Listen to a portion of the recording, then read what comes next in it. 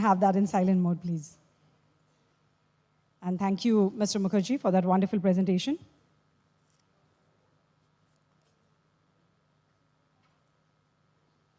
All right.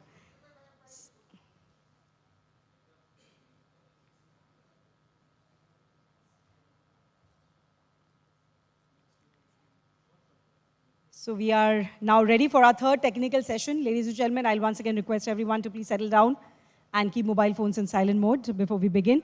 This is a very, very crucial session, I would say, very pertinent to this conclave today, because it's based on developing skill and employment in tourism sector. So a very, very pertinent session. And we are very, very privileged that this session will be chaired by none other than Srimati Rashmita Panda, Director, Department of Skill Development, Government of Odisha. We are very privileged to have you, ma'am, here with us. Very warm welcome to you. And the session will be moderated by Dr. Sagnik Chaudhary, Director, NCHM and CT Noida. So we are very privileged to have all our panelists for this session. And without any further delay, I would like to invite all of them on stage with a huge round of applause from all of you.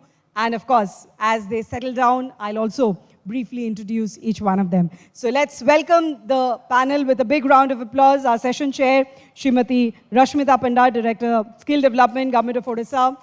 Moderator, Dr. Sagnik Chaudhary, Director, Administration and Finance, NCHM and CT Noida. Shri Rajesh Kumar Tripathi, CEO, Skill Development Institute, Bhubaneswar. Mrs. Sharda Ghosh, Principal, Institute of Hotel Management, Bhubaneswar. Shri Dhiman Majumdar, CEO, Life Hotels, Bhubaneswar. Dr. Srinivas Subudhi, Working President, HRAO. As they settle down, I would like to introduce each one of them. We are very privileged to have with us Mrs. Rashmita Panda, IAS Officer of the 2010 batch, currently Director of Skill Development, Government of Odisha. She comes with over 15 plus years of experience in public administration, governance and urban planning and skill development. A lot of people probably would not be aware, but she also has a deep passion for storytelling, a skill she uses to engage and inspire others, and particularly enjoys sharing stories with neurodivergent children, creating an inclusive environment where these kids can connect with the narratives in meaningful ways. We are, of course, very grateful to have her here with us today for this session. We have with us Mrs. Sharda Ghosh, hospitality industry expert with the right blend of industry experience and hospitality education.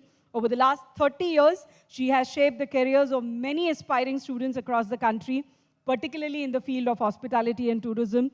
Currently heads the prestigious Institute of Hotel Management, Bhubaneswar, actively involved in various government projects and surveys, also serves as the CEO of the Incubation Center at IHM Bhubaneswar, which is recognized and approved by Startup Odisha. We have with us Mr. Rajesh Kumar Tripathi, Chief Operating Officer, Skill Development Institute, Bhubaneswar, a seasoned human resource management professional with over 18 years of expertise in India's evolving job market and skill development landscape. As the Chief Operating Officer of the Skill Development Institute, Bhubaneswar, a flagship initiative promoted by leading oil PSUs and managed by Indian Oil Corporation Limited, he has played a pivotal role in transforming the institute into a nationally recognized model academy. We have with us Dr. Srinivas Subudhi, embodies the hallmarks of exceptional leadership, working president of Hotel and Restaurant Association of Odisha, has been the former Secretary General of the association as well, is also the chairman of Sri Group of Institutions imparting rural education on National Skill Development Corporation, and is also the Vice President of Odisha Private Engineering School Association, partner Hotel Chanpat and Janpat in Bhubaneswar. We have with us Mr. Dhiman Majumdar, Chief Operating Officer, Life Hotel and Resort, a seasoned hospitality professional with 32 years of experience. He's currently serving as the Chief Operating Officer at Life Hotel in Bhubaneswar, has worked with several leading hotel brands across India and abroad, consistently driving operational excellence and service innovation in diverse leadership role. And of course, this session, ladies and gentlemen, will be moderated by Dr. Sagnik Chaudhary, Director, Administration and Finance at the National Council for Hotel Management and Catering Technology in Noida. He brings with him a distinguished track record and extensive expertise spanning over 2 decades across both the hospitality industry and the government. His prior roles include serving as General Manager and Estate Officer at ITDC, as well as Deputy Director General and Regional Director in the Ministry of Tourism. Before we proceed, I'll request Mr. Jasbir Singh Hura, Member HRAO, to please join on stage and welcome our esteemed panelists on stage with the planters. So I'll request him to do the honors and welcome them. And then, of course, we will let Dr. Chaudhary take forward the session.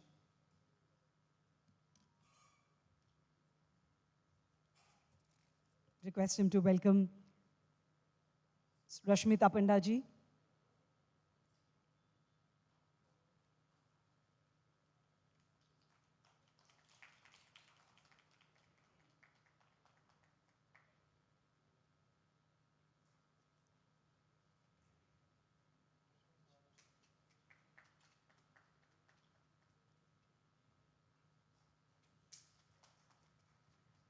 A warm welcome to all of them for being a part of such a pertinent topic.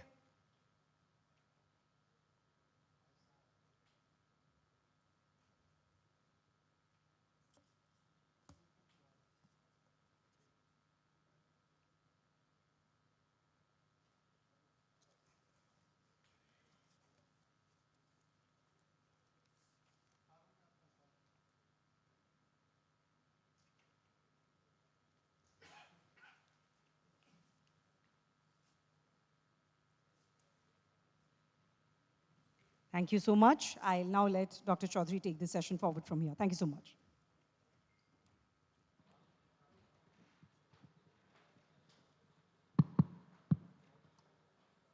Good afternoon, ladies and gentlemen. A post-lunch technical session is always a challenge, a big challenge. You know, we are all fresh back from lunch. But in any case, we have to deliberate and take inputs from our esteemed panelists on how we look at development of skills and employment in the tourism sector, especially in the context of Odisha. We have a very esteemed panel and they have already been introduced to you. So I guess I will first go to Madam Rashmita Panda because we would all want to know the way the state, the government looks at this particular area, skills and employment. So ma'am, if you would tell us a little bit about how the state assesses the skill levels in tourism and what specific gaps have been identified here in the sector.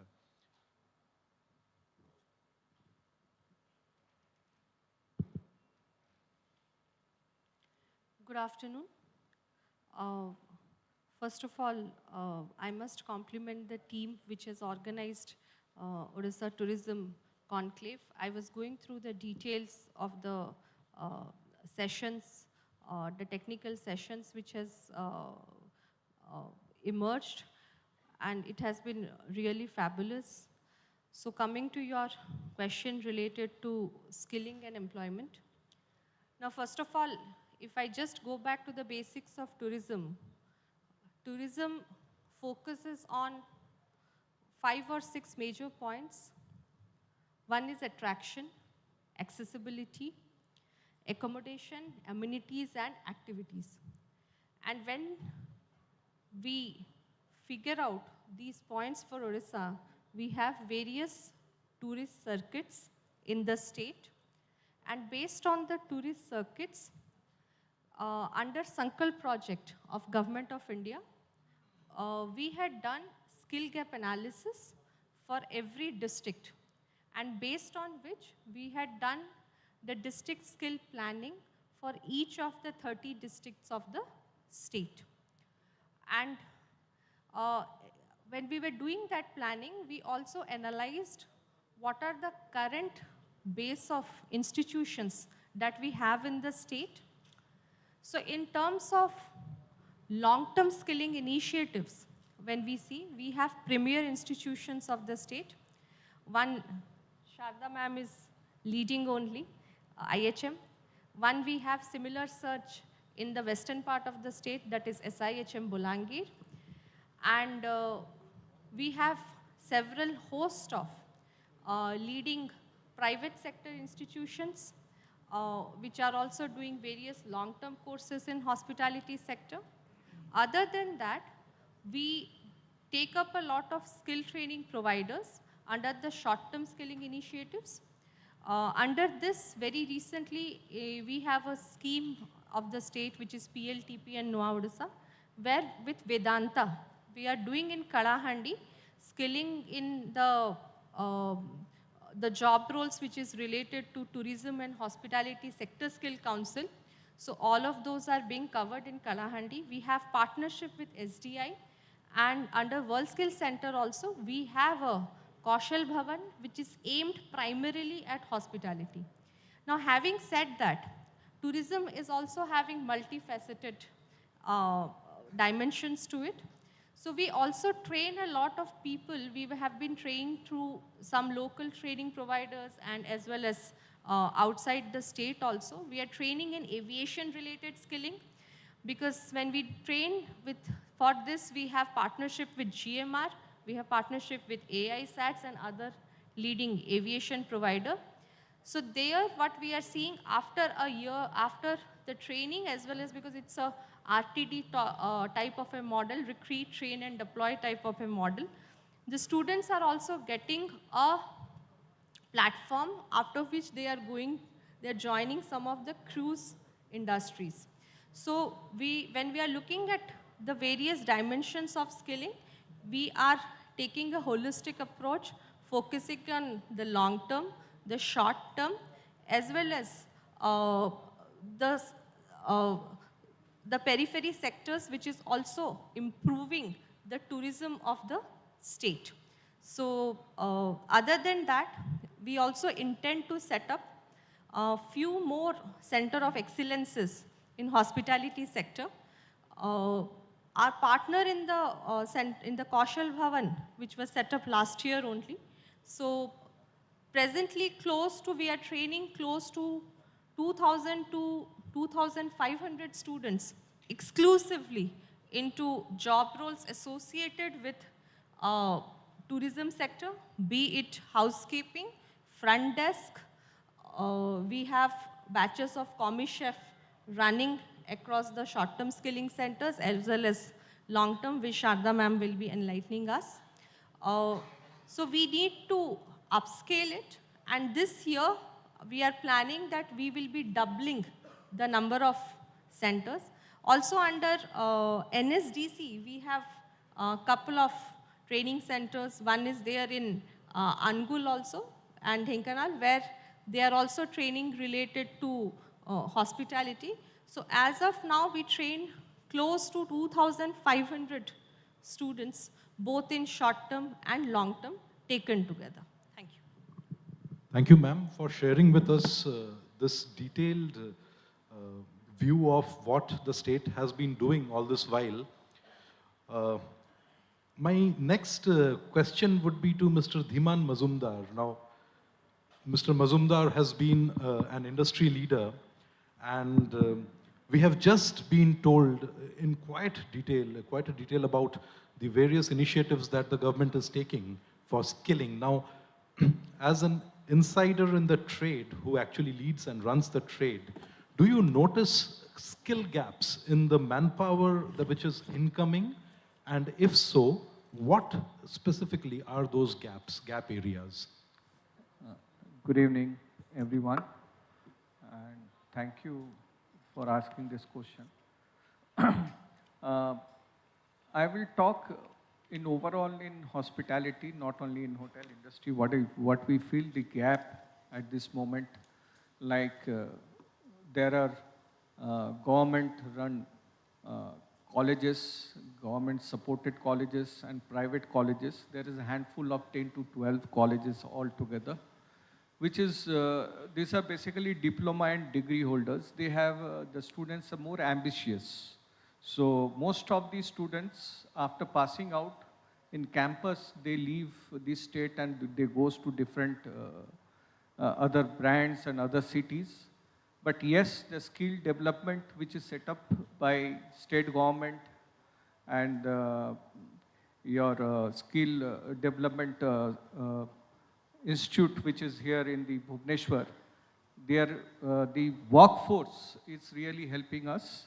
But again, there's a gap in terms of real-time hand-holding training, which is missing out at this moment.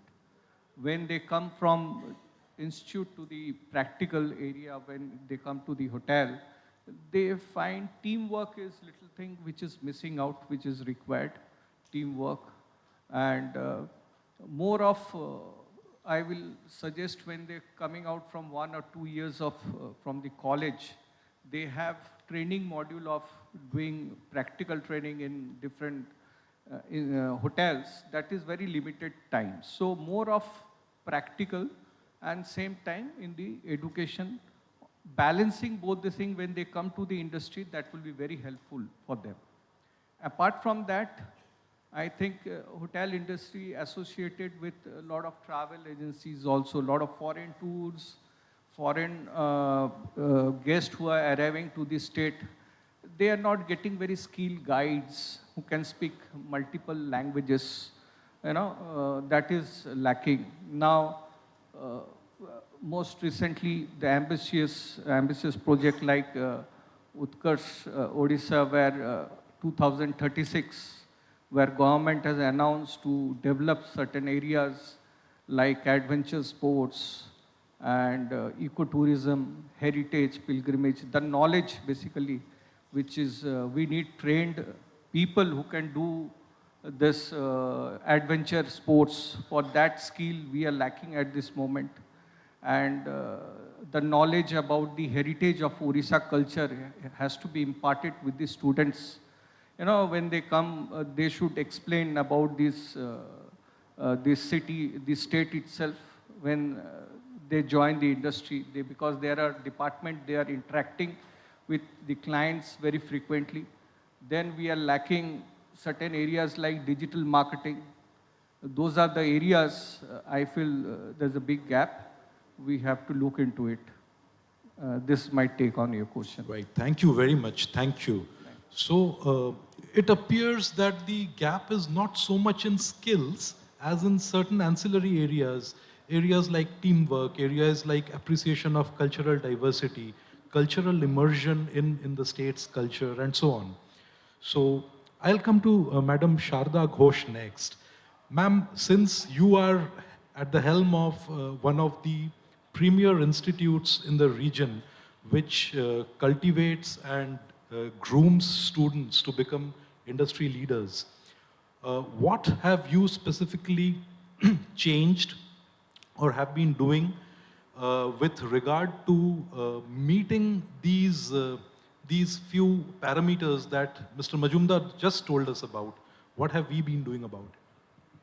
Thank you very much. And after listening to Rashmita Madam and Mr. Majumdar, I would like to address to the gap. I think there is not a single person here who would not agree with me that we do face scarcity of trained manpower at all levels. But at IHM, what we have felt so far is that the entry-level jobs are more, and there is more demand for that. So to address the problem regarding knowledge of the local culture and heritage, and when students are in the job, they lack this particular attribute. IHM takes students pan-India, and when students finish their course, they actually like to go back to their home state or go to big metros. So when we felt this, especially post-COVID, when we had so much of requirement from the industry, because we had such big hotels opening up post-COVID. So we approached the government, and I'm sure Madam will vouch for what we have done. We have approached the state government, and she has been very cooperative and helpful to us. And we are trying now to take in more students from the state rather than from the rest of the country. Because we believe that if students come from the state, at least maybe 50% of them will join the organizations within the state. And even if they don't, there'll be a time when I'm sure they would like to come back and work in their motherland. So the government has come forward, and we are having from 2020 onwards, a lot of students who are being sponsored by the state government, which is one very good step. My second suggestion to everybody sitting here would be that, in your CSR program, maybe you can identify few capable candidates and invest on them, send them to IHM for training, and I'm sure we will, come up to the level wherein the student can be proud to be a part of this industry. And Mr. Madhunta spoke about digital marketing. We at IHMs and of course also the National Council, who is our affiliating body, we've understood the needs of today's industry, and we are kind of coming up with curriculum wherein our students would be really good at these kind of jobs. So if you invest on manpower, if you actually want the youth of Odisha's passion to be converted into profession and come and join this hospitality industry, invest on them, send them to IHM, and I'm sure we will do a great job. That's it. Thank you very much, ma'am. In fact, I would like to, take a little bit of liberty and say that the new curriculum that has been devised and already been put into force, the first batch that has undergone this revised curriculum will be passing out next year in 2026. This curriculum has been developed in very close coordination with the industry. So a lot of industry representatives who are here as well have been privy to the fact they have been first-hand participants in the curriculum revision process. A very long process. We have gone to every prominent hospitality chain. We have spoken to their line managers. We have called them over. There have been faculty, academia, industry integration. So all of that has happened, and we are really looking forward to some of these gaps being bridged very, very soon. So now I'll come to Mr. Subudhi, Mr. Srinivas Subudhi. You're the working president for HRAO. I'm sure you're the sounding board for a lot of industry leaders, all the hotels in the state, restaurants in the state. So there has been a lot of talk about low entry-level wages, long working hours, graduate expectations not being met by the industry. So probably these are some of the reasons why the number of entrants into the hospitality trade, number of students joining the trade, joining the industry, has received a hit somewhere. How is the industry looking to bridge this gap, and how are we looking at bouncing back, especially post-COVID? Thank you, sir. Really, fact is that this is a very good building, but without service, this building, this hospitality has no meaning. So if you have good service, so there is no necessity of making a good interior or anything. That is primary. Everybody knows. And I think this is the 6th conclave. Before that, 5 conclave, we don't have any special session for skilling program. I think it was so much of demand from the members. This is the reason we have done this program. And you all valued persons and personalities, government, state government, and institutions, everybody is here. I'm proud about that. And I think we'll make a solution of that. But my positioning as a HRO representative, I'll tell one thing. And second thing, at the same time, I'm also doing skilling work since 4 years. Now I have 3,500 students that are undergoing skilling program from post-matric, under-matric, postgraduate, undergraduate. So in that case, what I find, I have also in engineering sector, hospitality sector, and hospital sector. But in every sector, you have asked a very valid question, why the low category of students are not interested for the hospitality industry? Very good question, sir. Why? One thing is that in all industries, all education, if we talk about the engineering or hospital everywhere, there is a MOU between the industry and the institution. What we don't have, I think Madam must have any MOU with any industry, any entrepreneurs? So if it will be Because everybody is talking about we have a lacking of skilled labor. No doubt, it's 100% right. But my suggestion for that, if you go to the engineering, then there is a MOU with all industries. So if I'll tell you now, I have 2 branches in hospitality industry. My occupancy is 30 to 40%.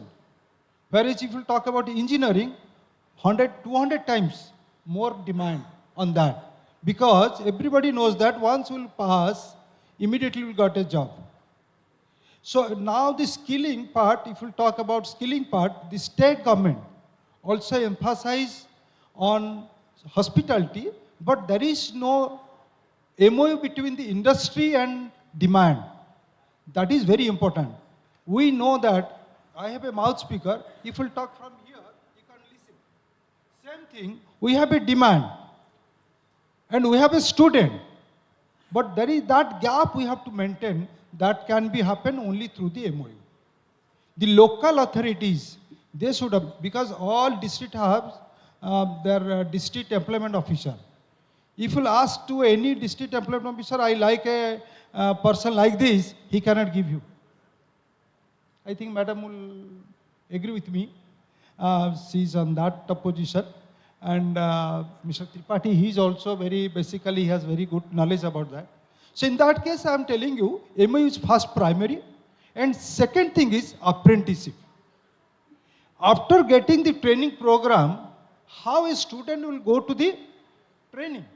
And that should be in any industry. So industry doesn't mean that hotel Sosti or 5-star or 4-star. Even in a budget hotel also, that should be a connectivity between the student, a trainer, and the enterprises. Part 2, if we talk about hospitality industry is a very diversified industry. If we talk about a driver, it is also coming under hospitality. If we'll agriculturist, he is also coming under hospitality. If it is a horticulturist, he is also coming. So in that fact, what happened? Those are not related to industry, means identified industry. There the gap is there. Thank you, sir. Thank you very much. That was a very interesting perspective, Mr. Subudhi. I'll next come to Mr. Tripathi. The SDI has been playing a very critical role in shaping the skilling landscape of the state. Now, we all know that hospitality and tourism as an industry, as a trade, attracts most people to the urban centers within the state. So have we been doing something, Mr. Tripathi, because the rural areas have been the catchment areas. Those are the areas that hold tremendous potential for further growth of tourism numbers. Diverting tourist traffic to the rural centers, to the rural parts, would really give the next big shot in the arm to tourism in our state. So are we doing something, if so what, to encourage these skilled people to gradually look at these rural areas rather than concentrating in the urban centers? If you could please enlighten us. Thank you so much. With your permission, may I speak in Hindi? अगर मैं directly rural tourism की बात करूं, it will be like कि एक step में skip कर रहा हूं. So let me connect you from urban tourism, then I will speak to rural tourism. एक जो कहावत है और we people always keep on saying that skilled labour. I will request the forum, the house, इसको skilled resource कहिए, skilled labours को हटा दीजिए. बिकॉज आप बहुत अच्छा मॉडरेट कर रहे हैं, you are highly skilled in your field. जो ड्राइविंग कर रहा है आपकी गाड़ी, he is highly skilled in his domain. So you both are equal.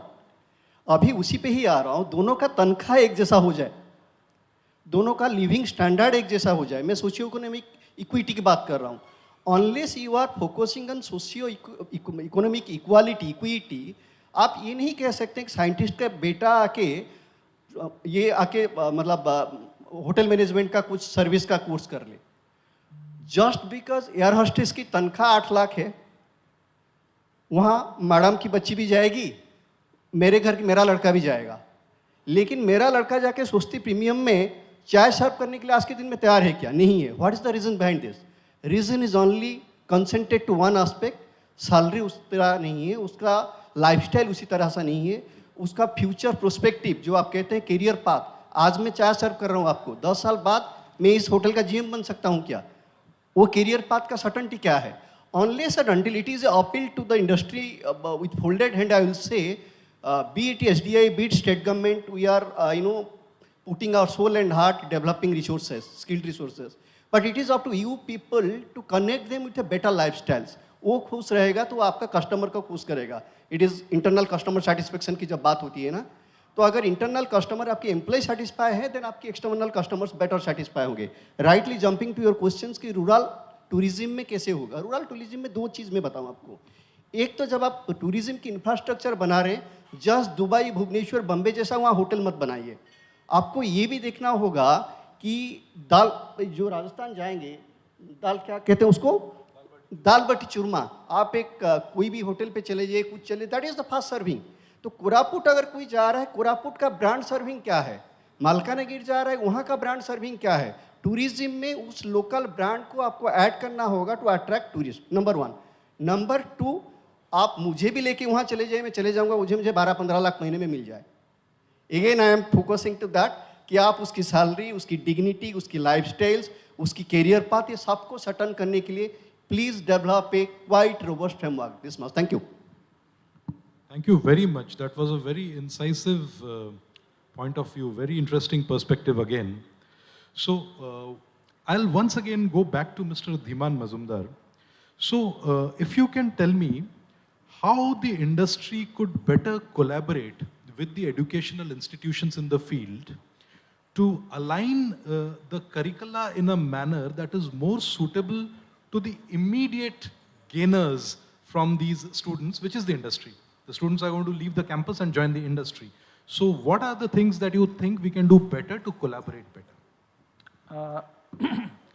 Thank you for this question. The answer actually you had given earlier. Now this entire curriculum which is coming up right now, all the institute, you should take experts from the industry itself, so that real time what is the changes is taking place within the industry, the students should aware of it. They should not be, once they're joining the industry, they should not be out of the box. Secondly, I had shared that more of hands-on training they should, while studying any hotel management craft course or 3-year diploma or degree, they should yearly they should spend at least 2 months with the industry. They should know, and they will perform better once they, within 3 years their exposure to the industry is better. So they will match with the mindset with the industry. Right now what's happened, you may see out of 60% or 50% people may leave the industry after joining very soon. So it should not happen. They should align with the industry and the education system together. Thank you. Thank you. Thank you very much. Now, I'll again I'd like to ask one question to Majumdar and all the members. I think those have 100 keys must be around 200 people are working. It depends like what kind of even 100 keys also. If your number of Star FOB category outlets means, are more. yeah. So basically in Bhubaneswar is 1:2 is the ratio going on. Yeah. Some cases more than that if your number of outlets are more. So as study says that 1:2 always in general, directly or indirectly. You can tell me the undergraduate and post-matriculate students, skilling people. Yeah. What is the difference? That means what is the size required for a star category hotel? See, undergraduate is a mass force we require to run the industry, where young mass is required to drive the entire hotel. Maybe the postgraduate people are basically comes into, to executive role and all. They quickly rise in their career, but in the below, +2 and undergraduate people, they grow slowly, but we need that mass. Maximum, we need more people on that. Very true, very Thank true. you. Now, again, I'll quickly come back to Mr. Tripathi once more, because in the course of our discussion, there has been a lot of mention about areas which are emerging, such as digital marketing, which we have spoken about, revenue management. AI is a new buzzword. So does the state, does the SDI have plans of gradually incorporating these emerging areas in your skilling initiatives so that our trainees are up to date with these emerging trends, Mr. Tripathi? You will be in very comfortable position knowing that Odisha is the front runner in the skill ecosystem of the country. Thanks to Madam, under her leadership at least, state is moving in that direction with the right speed. अभी बात हो रहा था कि world skill centre and HDI Bhubaneswar दोनों बड़ा है देश का, बड़े बड़े स्किल एकेडमी में दोनों है. We have invested 500 crores in a single setup, and Madam has invested more than 1,000 crores in a single skill ecosystem. And in the same time, they are also planning by next 10 years to set up 7 world skill academy in the state. Okay. So if at all it is happening, then Odisha probably will be the first state of the globe, with all the responsibility I am saying, of the globe, to set up 7 to 9 big skill academy at the stature of IIT IIMs. Okay. So that is the answer to your questions. When you are saying we are investing 1,000 crores in 50-acre campus or 500 crores in 25-acre campus, that is obvious that we are going to incorporate all the newness in our academy. We will lead with the curriculum, we will lead in the industry practices, that is obvious, we will do. And stay assured, all these are in the pipeline, all these are in the policy making process. That is so forward-looking, wonderful. Thank you so much. I'll once go back to Madam Sharda. Ma'am, if you can tell us a little bit about what your expectations as academia is from the industry. You know, I'm flipping the question now. What is the academia's expectation from the industry?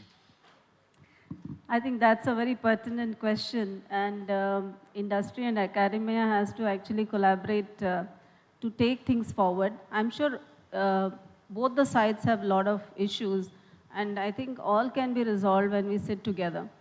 Last year, Ministry of Tourism, Government of India has actually invited a lot of hotel groups to sign up MOUs with the IHMs.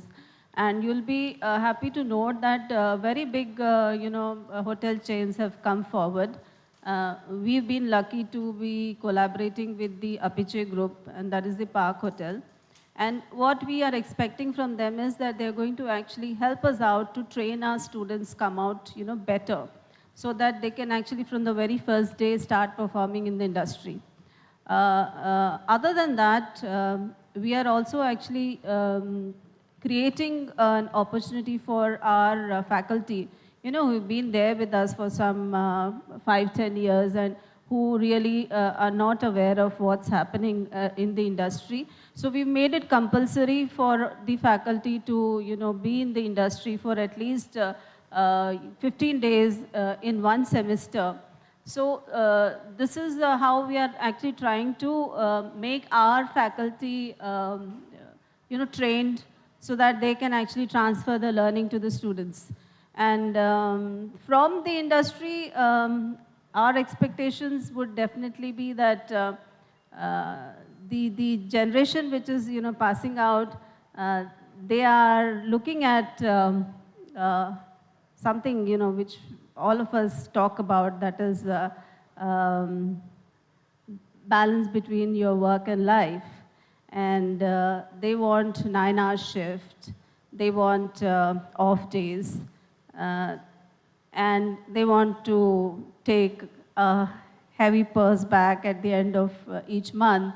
So I think these are certain issues if we can actually sit and resolve, and what the industry expects, and we are actually trying to come up to the level to cater to the expectations of the industry. And one call from all the IHMs to the entire fraternity is that also help the younger generation to be at par with IITs and the IIMs. And at all times, whenever I talk about IHM Bhubaneswar, I tell everybody that we came up in the city in 1973 when we did not have an IIT and AIMS. So don't look, down on us. Give us the due respect, and I'm sure we will all thrive. Very, very aptly put, ma'am. I am certain that you gave us a lot of food for thought there. So now coming back to Rashmita, ma'am. Ma'am, if there is one bold initiative that could probably change the face of all these skilling issues, the skill gaps that we are looking at, what would be that one bold step? So to address the point of skill gaps, the best thing which comes to my mind is the industry-led skilling. If industry comes forward for skilling, for which we have enabling policies, we have a policy, in fact it's an open invitation to the industry which are operating over here.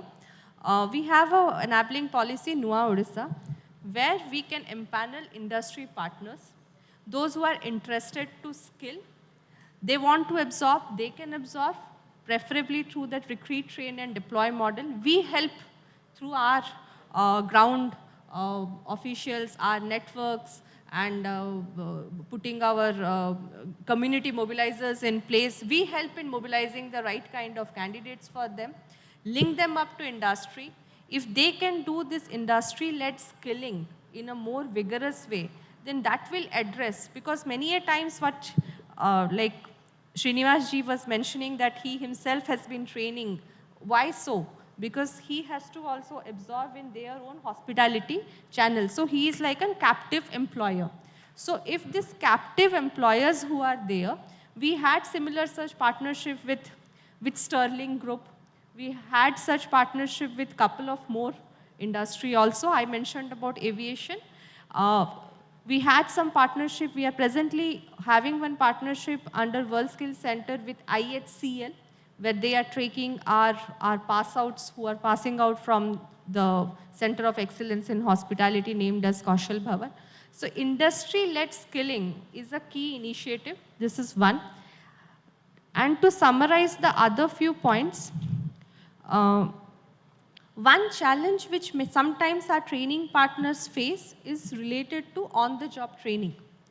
On-the-job training is where we request the support of industry, as that is a win-win situation for both. Because we have many training programs, we have many training partners, but when they have to actually translate to on-the-job training, this is where is a weak link, where little bit of coordination is required. Coming to the point which Mazumdar ji was mentioning for adventure tourism, skilled guides with multiple languages. So I think Tripathi ji, couple of just weeks back, they have started one training center in which they are training in German, correct? Japanese. So they have already started that.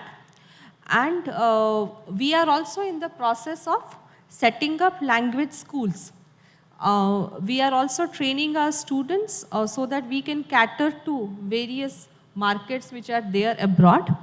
We'll be happy to note that some of our pass-outs from Kaushal Bhavan have been recently placed with UAE. So they are in the process of their final clearances and all. Coming to the digital marketing, Government of Odisha is focusing a lot on digital skilling, how to improve their digital expertise of the students, both in colleges and in technical institutions. So we have a bigger partnership with Coursera and few other edtech companies, where we are training our students from the regular degree colleges, those who are doing their +2, their graduation primarily. And there we are also going to embed, we have embedded recently, Higher Education Department has done some of the courses related to digital marketing, which is available on the EdTech platform. So before we start, so this is one initiative which has started. So close to, we have trained a lakh of students in various digital skilling initiatives. And the students come from all the remote parts of the state. Almost 200 plus institutions have been covered. And I have noted the few points which all the panelists have made, where we need to have greater engagement with the industry in terms of their own requirement, like adventure sports, for cultural tourism, for spiritual also tourism, and skilling guides with multiple languages. So, so to answer your question is, one point is that industry-led skilling is basically the key. So if industry come forwards, we are there to support them in terms of funding, sponsorship, getting the right kind of candidates. So then that is a win-win situation for everybody. Thank you, ma'am. That is not one bold step. That's a slew of affirmative steps, affirmative action that is being taken in this direction. Wonderful. So I think... I'd like to talk about this, madam. Please. Madam, you have appreciated the fact that there should not be a gap between the enterprises or entrepreneurs and the student. But at the same time, I like to give a suggestion on behalf of HRAO. In engineering, once the student has got the training and he's in the apprenticeship, he's getting a 4,500 rupees as incentive, stipend. So if you can involve, for particularly if you focus on hospitality industry student, you will focus that one for minimum 6 months to 12 months. I think more student can attracted for this education. This is suggestion on behalf of HRAO. Am I right? Very interesting perspective. Thank you. Thank you very much. So I think we've had a very well-rounded panel discussion. I would like to thank my fellow panelists for enlightening the entire gathering with amazing inputs and their knowledge. Thank you very much. In the interest of time, I think we'll have to wrap it up. Maybe one question from the audience? Yes, just one. Thank you. Can we have a microphone there? One mic.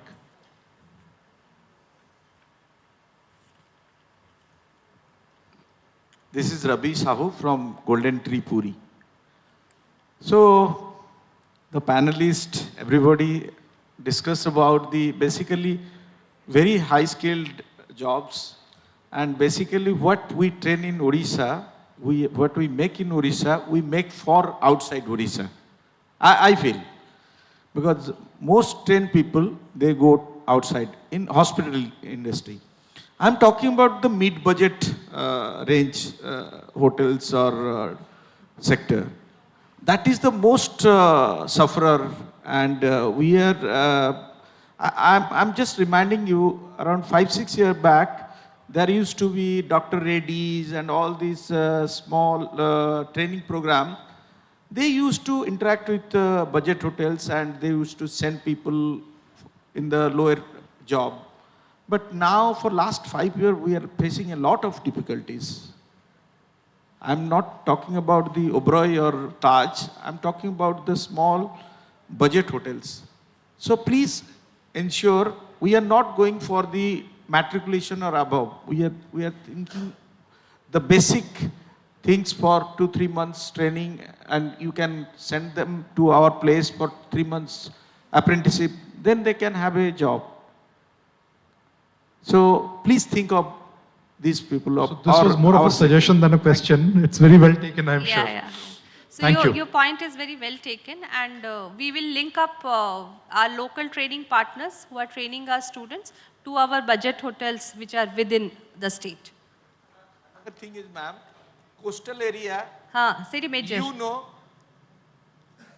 manpower is not available. Yes. You have to relocate from other places. We will facilitate a dialogue with you and similar such budget hotels through the association. Yeah, thank you. All right. Thank you very much. Thank you.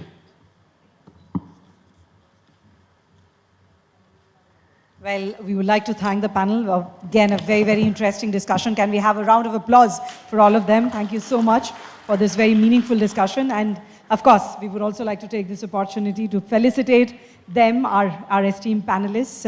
I'll request 2 of our women HRAO members to come on stage for this. I'll first request Mrs. Komal Raj Subudhi, member HRAO, to join on stage and welcome Srimati Rashmita Panda and Srimati Sharda Ghosh.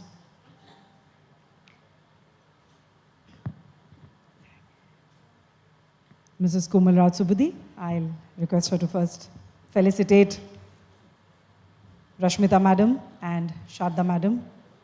A small token of appreciation from the HRAO family. Thank you so much, Madam, for being a part of this wonderful session. Would request her to also felicitate Mrs. Sharda Ghosh.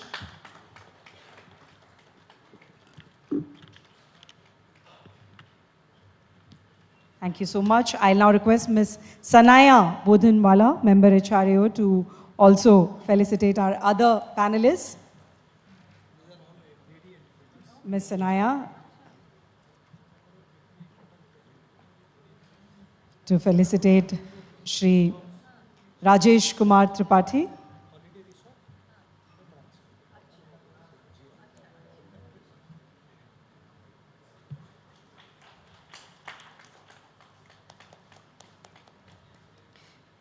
Our moderator, Dr. Sagnik Chaudhary, a big round of applause for him for wonderfully moderating this session, making it impactful today for all of us. Shri Thiman Mazumdar.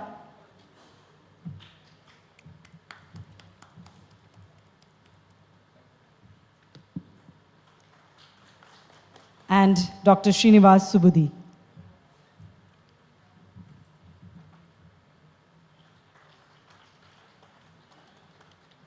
Thank you. We would also like to use this opportunity to felicitate two of our valued partners. I'll request our eminent panel to please felicitate them. We would like to invite on stage Prabhat Industrial Power and Vikas Eco Resort. I'll request the representatives to please join on stage, and we'll request the eminent panel to felicitate our valued partners. Ma'am, if you could.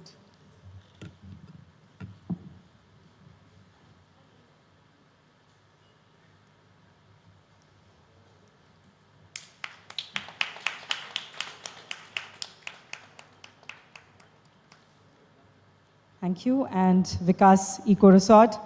We are very grateful to the support of all our partners here.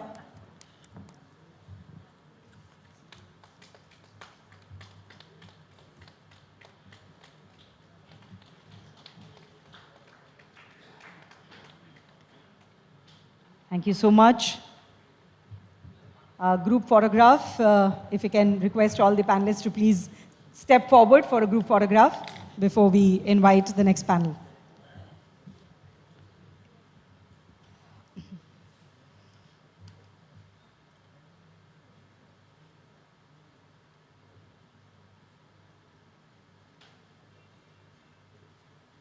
Thank you. Thank you so much.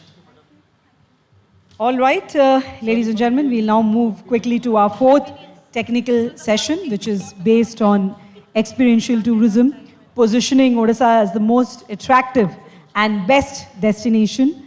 So we'll just take a couple of minutes to set the stage. This Tourism Government of Odisha and moderated by Shri Talukdar, member HRAO. So we are ready.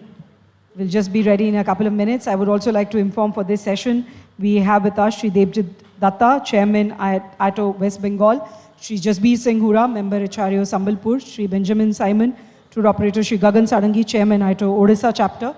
So these are our panelists and the session chair and moderator. And as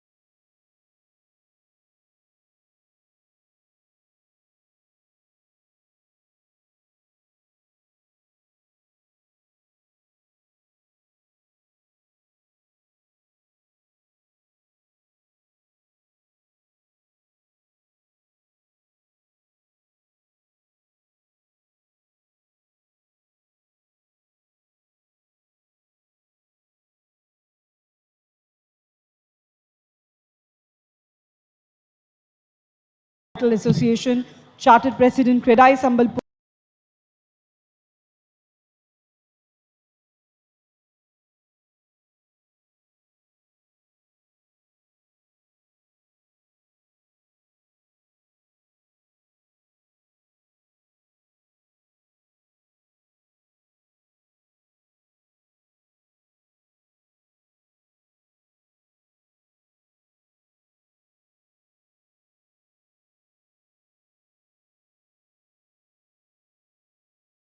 Tours.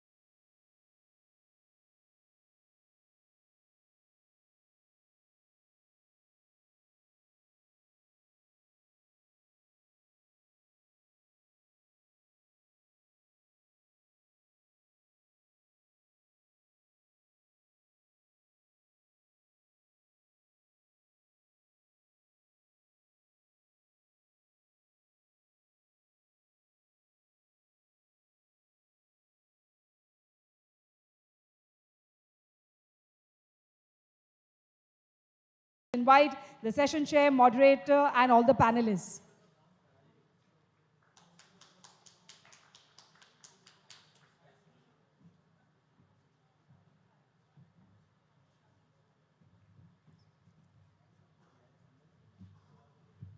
I would request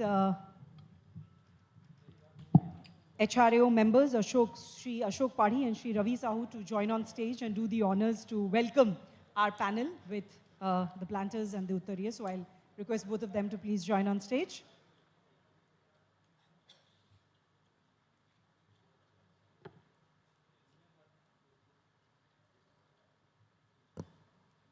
All right. So the traditional practice, warm welcome to all our panelists. And then, of course, we will let Mr. Talukdar take the discussion forward.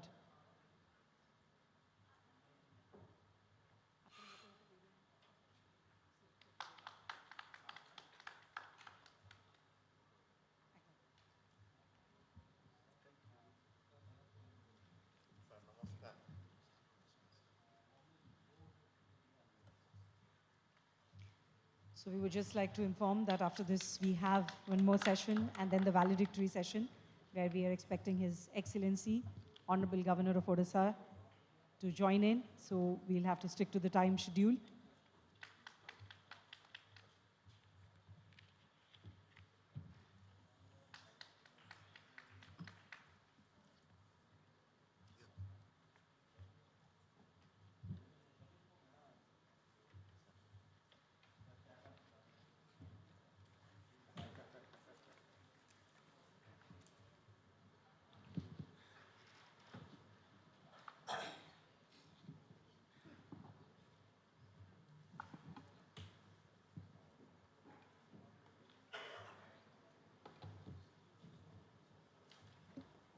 Thank you, gentlemen. I'll now request Mr. Talukdar to take the discussion forward. Thank you so much.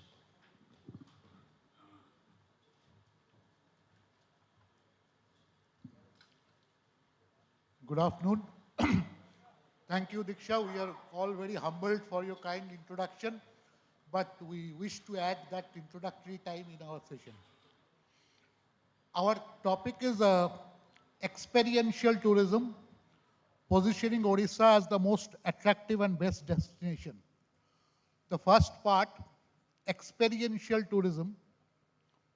First, I will give a little brief on the topic so that it is easy to grasp. First part is experiential tourism. What is experiential tourism? The definition lies on that word itself. When you experiment with your experience of a tourism destination. That term we use in tourism industry today, experiential tourism. And it is not exactly a conventional tourism. Here you have immersive tourism, experience-based travel, authentic, meaningful, engaging travel experience, connect with culture, people, history, and environment of the destination, and personal involvement in local activities, tradition, and lifestyles. Now, this is what is experiential tourism in brief. Some stats I will give. India's experiential travel market set to reach, mark the figure, $45 billion by 2027. India's experiential tourism market. And it is driven majorly by Gen Z. Gen Z, that is 18 to 35 years age group travelers, which accounts for 60% of traveling population today. As we all know, India is major youngest nation in the world today. So that is the 60%. So we can understand that volume of Gen Z traveling, Indian traveling. And this survey was released by Wonder On organization. And curated and solo travel are most upcoming driving force in young generation. That I experience personally. Now wherever we travel, our daughter decides, and she doesn't want to travel with her parents. She wants to travel solo. In our time, at their age, we could never think of traveling solo, but that is the in thing among Gen Z. Now, with this introduction, preamble, and premise of experiential tourism, we start our session. And we plan to all sit down in our respective seat and speak to make it more informal.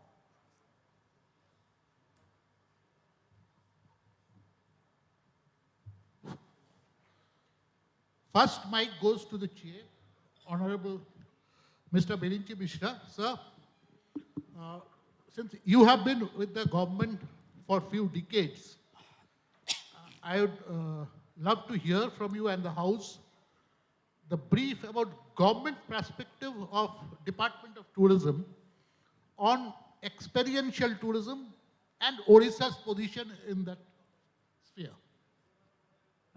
Good afternoon, everybody. Thank you, Mr. Talukdar. The subject that we are talking about, experiential tourism, is though not very new, is fairly very recent concept that is being discussed in the tourism circle. So in the Department of Tourism, during my tenure, when I worked from 1973 to 2007, we were not discussing about this subject. But when we talk about tourism, a tourist, after visiting a destination, goes back with only one thing, that is experience. This has been there every time. And when we talk about the objectives of tourism, we set 3 objectives. One is to increase the tourist traffic, to extend their duration of stay, and 3, ensure their satisfaction level. So to ensure their satisfaction level, we wanted to give them a good experience. And from that experience, for that matter, we have been training. The previous session, we are discussing about the skill development. That is a training is a part of the skill development program. And there, one of our points of reference to this to the trainees was how to return the tourists satisfied. And that is how the point of we are discussing about experience. Because our one survey says that a satisfied tourist goes back to his place and tells 5 people that I visited Odisha and it's a very beautiful place, very good place you visit. But if he goes back dissatisfied, he tells 10 people, double the number, that I went to Odisha and I didn't like the people, I was cheated, I was misbehaved, don't visit. So he will demoralize 10 people, double the number to visit the place. So we were laboring hard to ensure how tourists will return with a very good experience. Now coming to experiential tourism, it is to me it seems that it is an extension of the experience that we are talking about. Experience you cannot avoid. You have to have an experience either good or bad. When you go to a place, either you will have a good experience or a bad experience or a mixed experience. But experiential tourism is something which is an extension of this experience where the tourists need to be involved in the tour, not physiologically only, psychologically also. So here is a subject we are, till now, in all the sessions, we have been discussing about the physiological aspects of tourism. But in this session, we shall discuss and focus more about the psychological aspect. It is more about the intangible aspect than about the tangible aspect. Because when we take a tourist, he has two options. One, he goes on a hop on hop off tour. He goes, sees a temple, sees a festival, sees a dance program and comes back. And he says that I have seen 5 places, I have seen one very good dance program, I have seen a festival.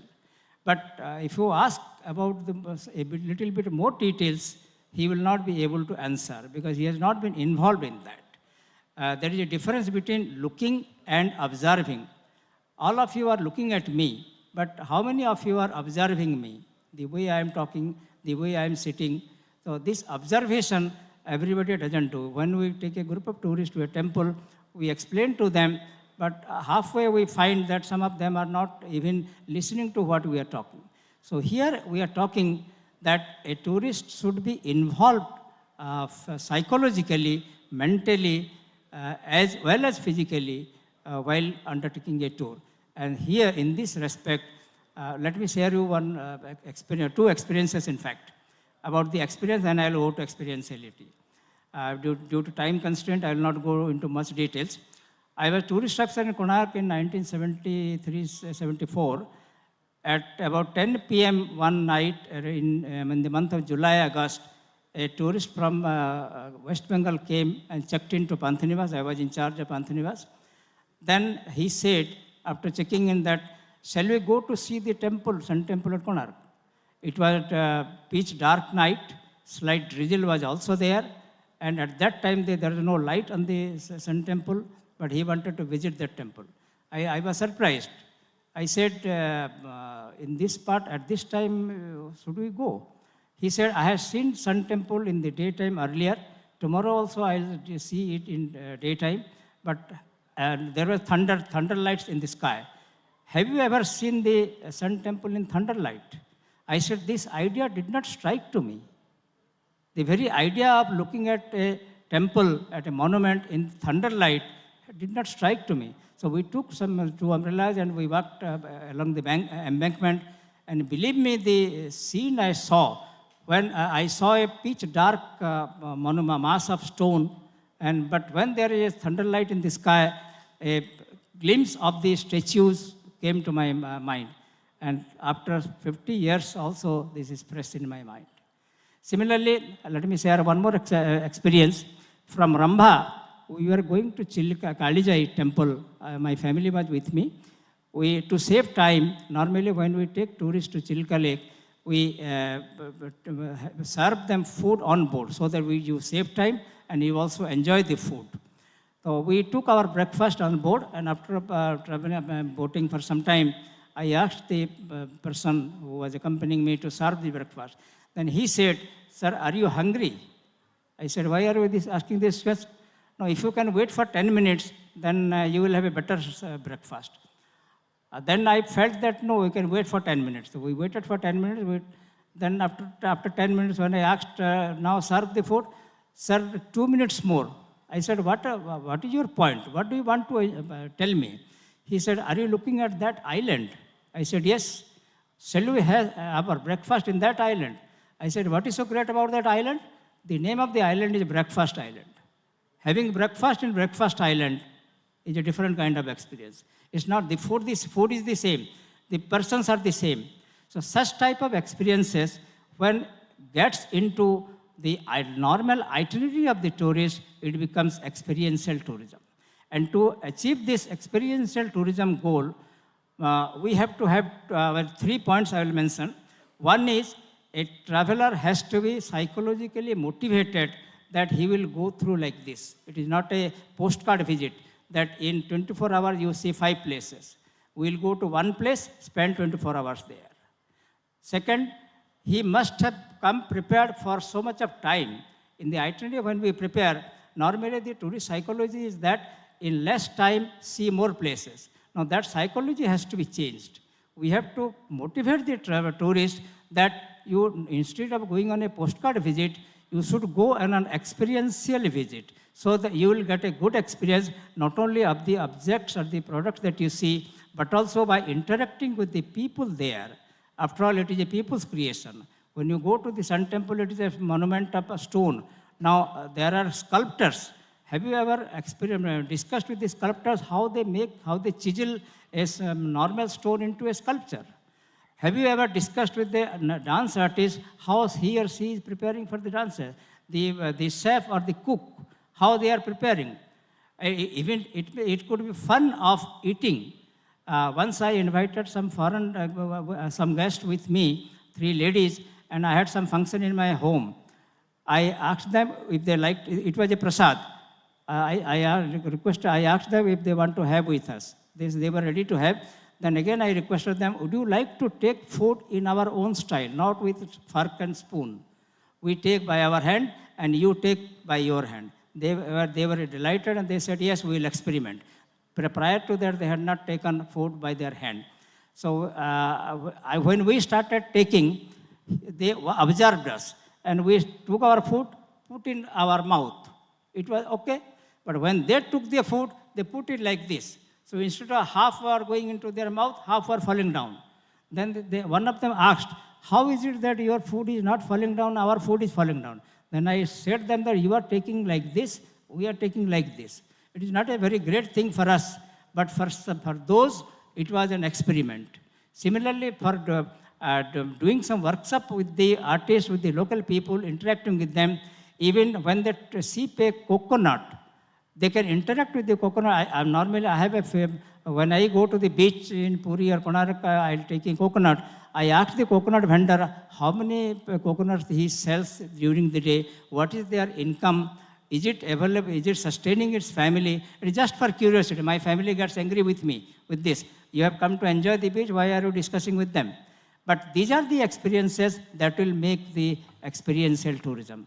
So one has to, the tourist has to be psychologically motivated, and the people at the field, when we take them to a vendor or to take them to for their interaction, they also have to be motivated and groomed that some tourists may like to know more details about it, they would like to discuss with you, and that they have to be prepared for that, and they must have some time. Normally, they come with a limited time, and if they if you discuss with them earlier, give them the itinerary that way, that you will need some more time in Konark. If you have planned for 1 hour visit, we will keep you busy for 4 hours, then we can achieve our goal, our target for achieving this experiential tourism. I hope our panelists will throw light on this. Once I got a request from a photographer. He wanted me to draw an itinerary for him for visiting the Puri, Konark, Bhubaneswar, Chilka belt. But in the letter he said that since I am a photographer, I shall fairly frequently stop on the way. So please prepare the itinerary accordingly. That means instead of traditionally working out that it will take 1 hour from Bhubaneswar to Puri, for him I kept 2 hours for Puri. So this is how we shall proceed with the experiential tourism. Thank you very much. Our panelists will engage on this. Thank you, Mr. Mishra. Very valid points. I especially liked when you said experience of a tourist is either good or bad. There is no in between. Yes, in tourism, there is no scope of mediocrity. A mediocre experience is considered as bad. I will come next to Mr. Devjit Datta from our neighboring state. Devjit, you are with IATO for many years, and you have been, your guests are experiencing Odisha, Bengal, and other states. So I would like you to not draw any comparison or parallel. I would like you to stress on experiential tourism in Eastern India as a whole. That we would like to hear. Thank you, Obida. Good evening to all. It's always been an honor and pleasure and privilege to be a part of this Odisha Tourism Conclave. I remember a couple of years back, here I actually conceived one of the most recognized idea of cross-border tourism across East and Northeast India. So now here I'm back again to talk about experiences. Now I was listening to Mr. Mishra, very well explained. In his tenure from 2073 to 2007, the experience was actually about travel, good traveling experiences. So I think that was very well defined, that what experience was couple of 1 decade back and what experience right now. Let me tell you, experience is actually not a niche anymore. It is become a necessity. So there is a shift and transformation, and the transformation is actually from itineraries. We have a lot of hoteliers here providing accommodation, to emotional experience, engaging experience. And this is a very interesting area to work with, I believe, and we have to, because as per the latest studies has been done, 87% of the global traveler, remember global traveler means I'm not talking about domestic tourists, I'm talking about the traffic from the entire across the world. So 87% of the global traveler, they're actually looking for organic experiences, which is, experience driven tours, which is with sustainability at the core of the, idea. So there is a shift, and the success of becoming as, to have this experiential tourism mobilized across this region and the countries is actually every stakeholders, right from the hoteliers, tour operators, and every single stakeholders, they should learn and understand what is the kind of experience which is less impact and sustainable. So these are the two areas that we need to focus on, creating a less impactful and sustainable experiences for as per the demand of the market and the customer. Now, this is a very tricky question, and the question is that how do you do that? Because I will tell you, this is something anybody and everybody associated in the industry, even directly or indirectly, they can contribute something. I will tell you, if you can explain it to properly to your housemate, that is somebody coming from some other country or state with a different cultural background, what can we give them and offer them, which could be a very unique experience for them to take back. And I believe me or not, every single person will give you some kind of unique ideas which can be incorporated for your next service which you provide to your customers. So I think experience mapping is something which is very important. Mapping the experience.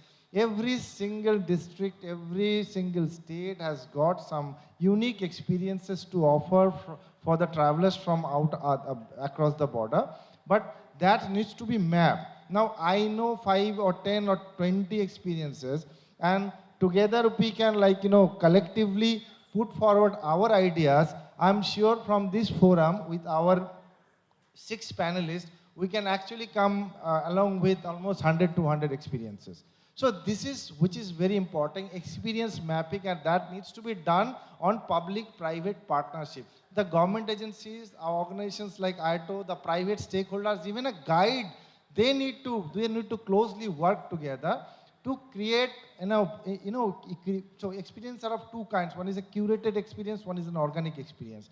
Now, to have this documented, we need to create a system, we need to create a platform where every single stakeholders can contribute so that we can create a bigger database. Now, how do you do that?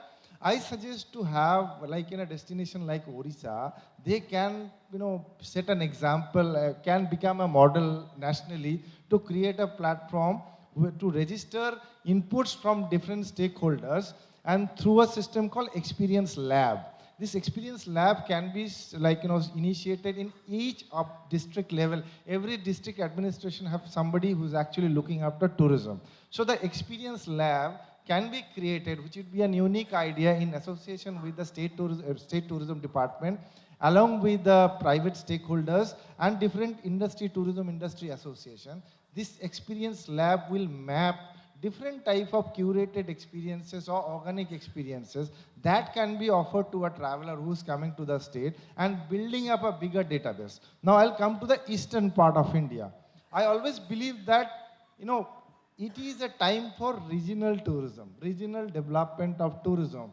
Look East is a policy that needs to be adopted for having a successful, business model, tourism ecosystem in the eastern part of India. And gradually this can be replicated in other parts of India. Like what is happening, Incredible India is a very successful business model. It's a very successful campaign. Perhaps one of the most successful campaign ever made across the globe. Now Incredible India 1 was a very static one, as one single campaign theory positioning statement for all across the globe.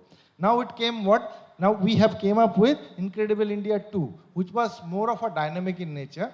Depending on a specific source market, they have created one. Now we need 2.1 or 3, which will be region specific. Region specific branding and positioning, and that comes along with not selling, promoting destination, but curating experiences. So promoting experiences regionally, which would be which has got a potential to be a successful business model.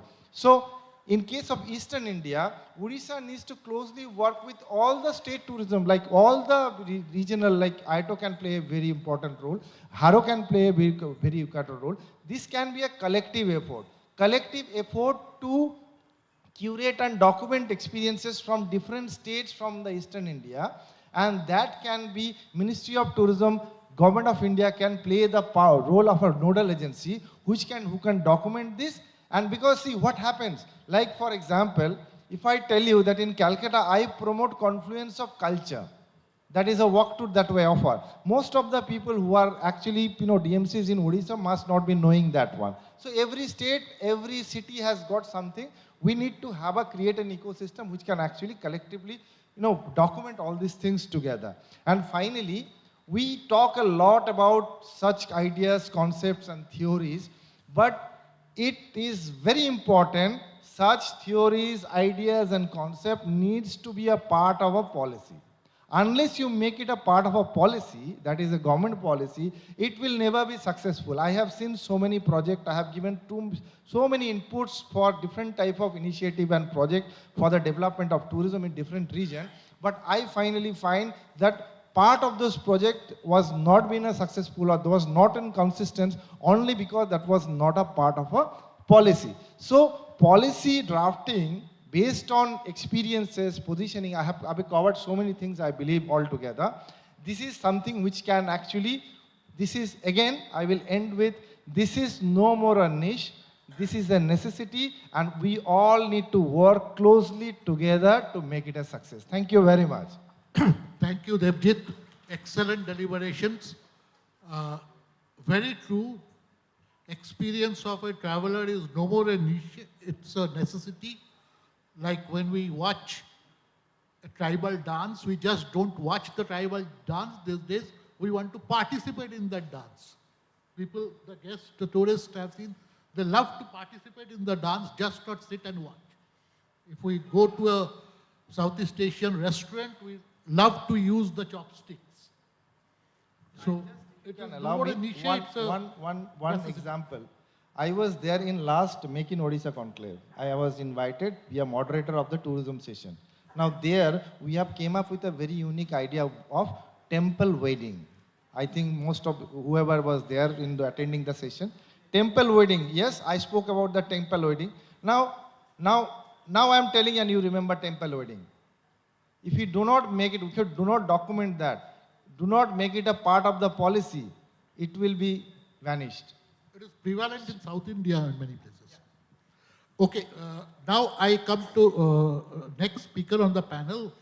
He is one of the oldest tour operator, my oldest friend in Odisha, Mr. Benjamin Simon. Benjamin, you have been in tourism business in Odisha for many, many decades. I would like to know from you experiential tourism in Odisha and what is the future you see into it in Odisha or experiential tourism? Ladies and gentlemen, good evening. Thanks, Mr. Talukdar, Ravi, my friend. You see, we all talk about experiential tourism. I would define this experiential tourism as the rediscovering of the soul of tourism. It's actually rediscovering the soul of tourism. And as industry stakeholders, you know, in this evolving industry, we have to move deep into creating that experience. It's not that you have artificial attractions and then go for quick profits. We need to ask ourselves, what story are we trying to create for the travelers? What story are we creating?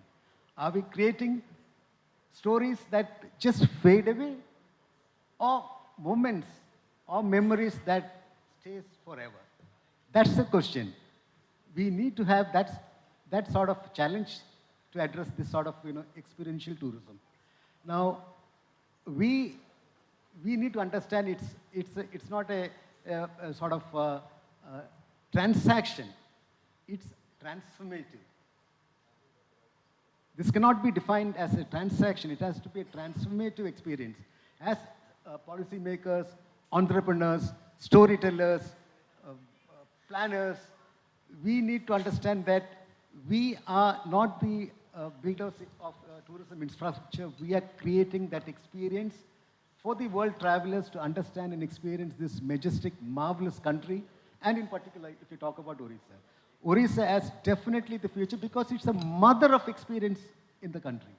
Let me tell you, as I remember 45 years back, maybe Birinji Babu also will be knowing it, when respected late Shri N. Tiwari, former Principal Secretary Tourism, when he had the forward book presented, he had coined that word in a capsule form. In a capsule form. Odisha is a mother of experience, everything in a capsule form. Whatever you ask, it's there. It's how you try to give that experience. And Odisha has that advantage to take that experiential business into that. You see, we had a charter flight. We had not a charter, it's a private jet which came from Seattle, world tour, coming from Seattle to Japan, Philippines, Vietnam, Lagos, Malaysia. The challenge with the jet operator was, I'm bringing this 65, it's a 321 aircraft, 221 seat, configured to 74, having 65 foreigners, high-end foreigners on board. They asked me with the recce that, should we take them to Taj Mahal or to the Golden Triangle? And what is your take on Odisha? He told me, I am bringing the flight into the Indian sky.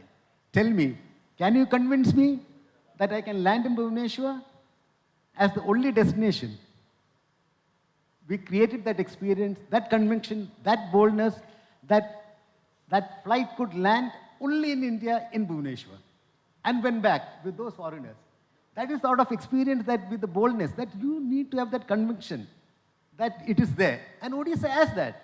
And it was historic. This had happened this March. This March, on a 17-day tour, this luxury jet was on Indian sky and went back to Turkey and then back to Seattle. This sort of, you need to have that. So the future is there.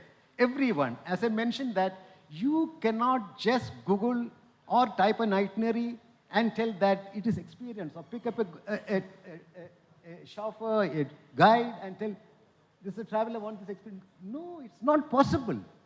You need to invest the time, invest your resources. When you talk about experience, you need to understand what product you are trying to give that experience. It's like a research.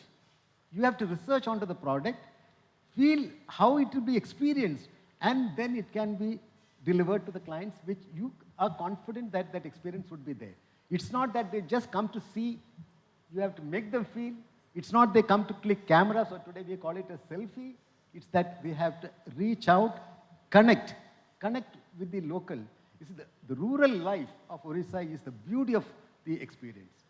Untouched virginity of the landscape, the innocent, that warmth of the local farmers, the artisans. These are the experience which these modern day travelers are looking forward. We had last year, before pre-COVID, we had the board of directors of from Spain football team, the board of directors. They came. I asked them that when the inquiry came in, they wanted to have the board of meeting in Odisha. I was really shocked. 12 of them in their own private luxury flight coming back over here. And then we read about Odisha, you gave the itinerary, you gave the proposal. The proposal was so attractive. It is virgin, it's untouched, unspoiled, no crowd. You arrive in the airport, it's freshness. You come, there's a beautiful smile. And they had the board meeting held here. And then they went back to Japan and that was the first international departure of the flight from Bhubaneswar. The first international departure from Biju Patnaik International Airport to Japan. So we have all segments of clients coming who are interested to come to Odisha. Odisha has that potential. It's only that you need to have that urge, that conviction that you can create experience tourism in Odisha, and you need to invest your resource, your time to develop that product and offer it to the market. And specifically on to Odisha, I would say that Odisha has the authenticity of the real delivery of experiential tourism. And if we can really be serious, no state can match. Let me tell you that it's unmatchable, unmatchable. The state has that potential. And if we all are serious about it, not just Googling up or copying the itinerary and then making quick profit, it won't work. You have to be serious, you have to have that conviction and invest, and you deliver this experiential tourism for a win-win situation for the state of Odisha. Thank you. Thank you, Benjamin. Thank you, Benjamin. I especially like the analogy of capsule. I guess we have graduated for experiential tourism from capsule. Now we need to get injected with experiential tourism. Instead of capsule, let's have injection. I will come next to Mr. Gagan Sarangi. Gagan, you have been dealing in tribal areas for many, many years now. And there is no better place for experiential tourism than tribal areas of Odisha. Now, you have dealt with foreigners mostly rather than domestic traffic. So, how foreigners look forward into tribal areas and how it can enhance in Odisha's experiential tourism?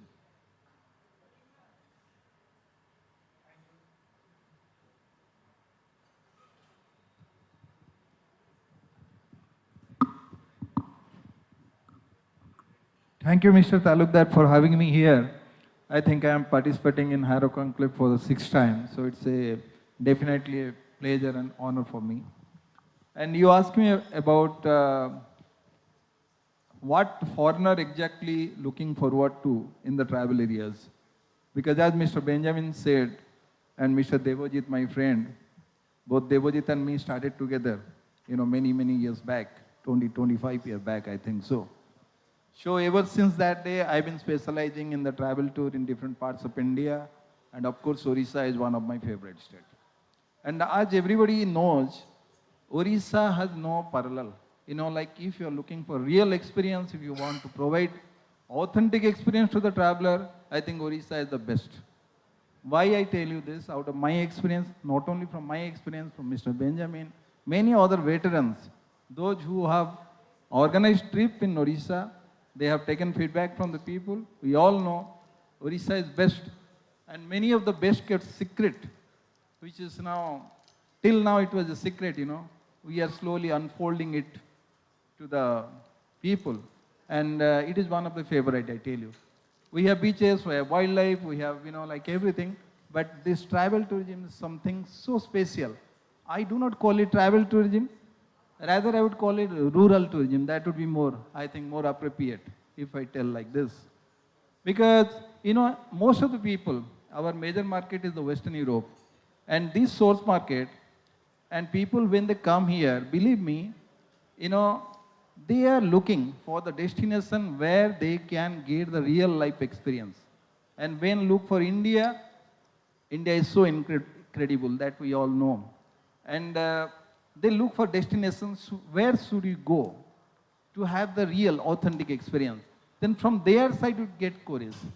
And when they come to travel areas, their expectation is not to see the tribes, just not the tribes. We are selling the experiences. What kind of experiences? For example, in the travel area, like Odisha is known for the tribes. Like we have about 62 tribes, different kind of tribes. But it is just not the travel market or their villages. More than that, the rural landscape, the lifestyle, their food habit, everything matters to them.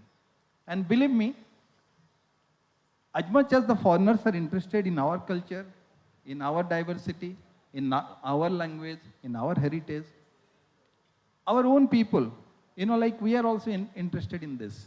So there is always, what do you call it, involvement of the local people, also with the visitors. It is a healthy experience always. And that matters a lot. Without this experience, I think nobody is looking forward to just staying in a hotel, in a 4-star or 5-star hotel, to confine themselves within the 4 walls. They want to go out, they want to mix with the people, they want to have, taste of the local food. That is what they are looking forward to. But more than that, here I would like to add something else. Because when we are looking after, or maybe, first we should be clear, what we should expect from the traveler or the visitor.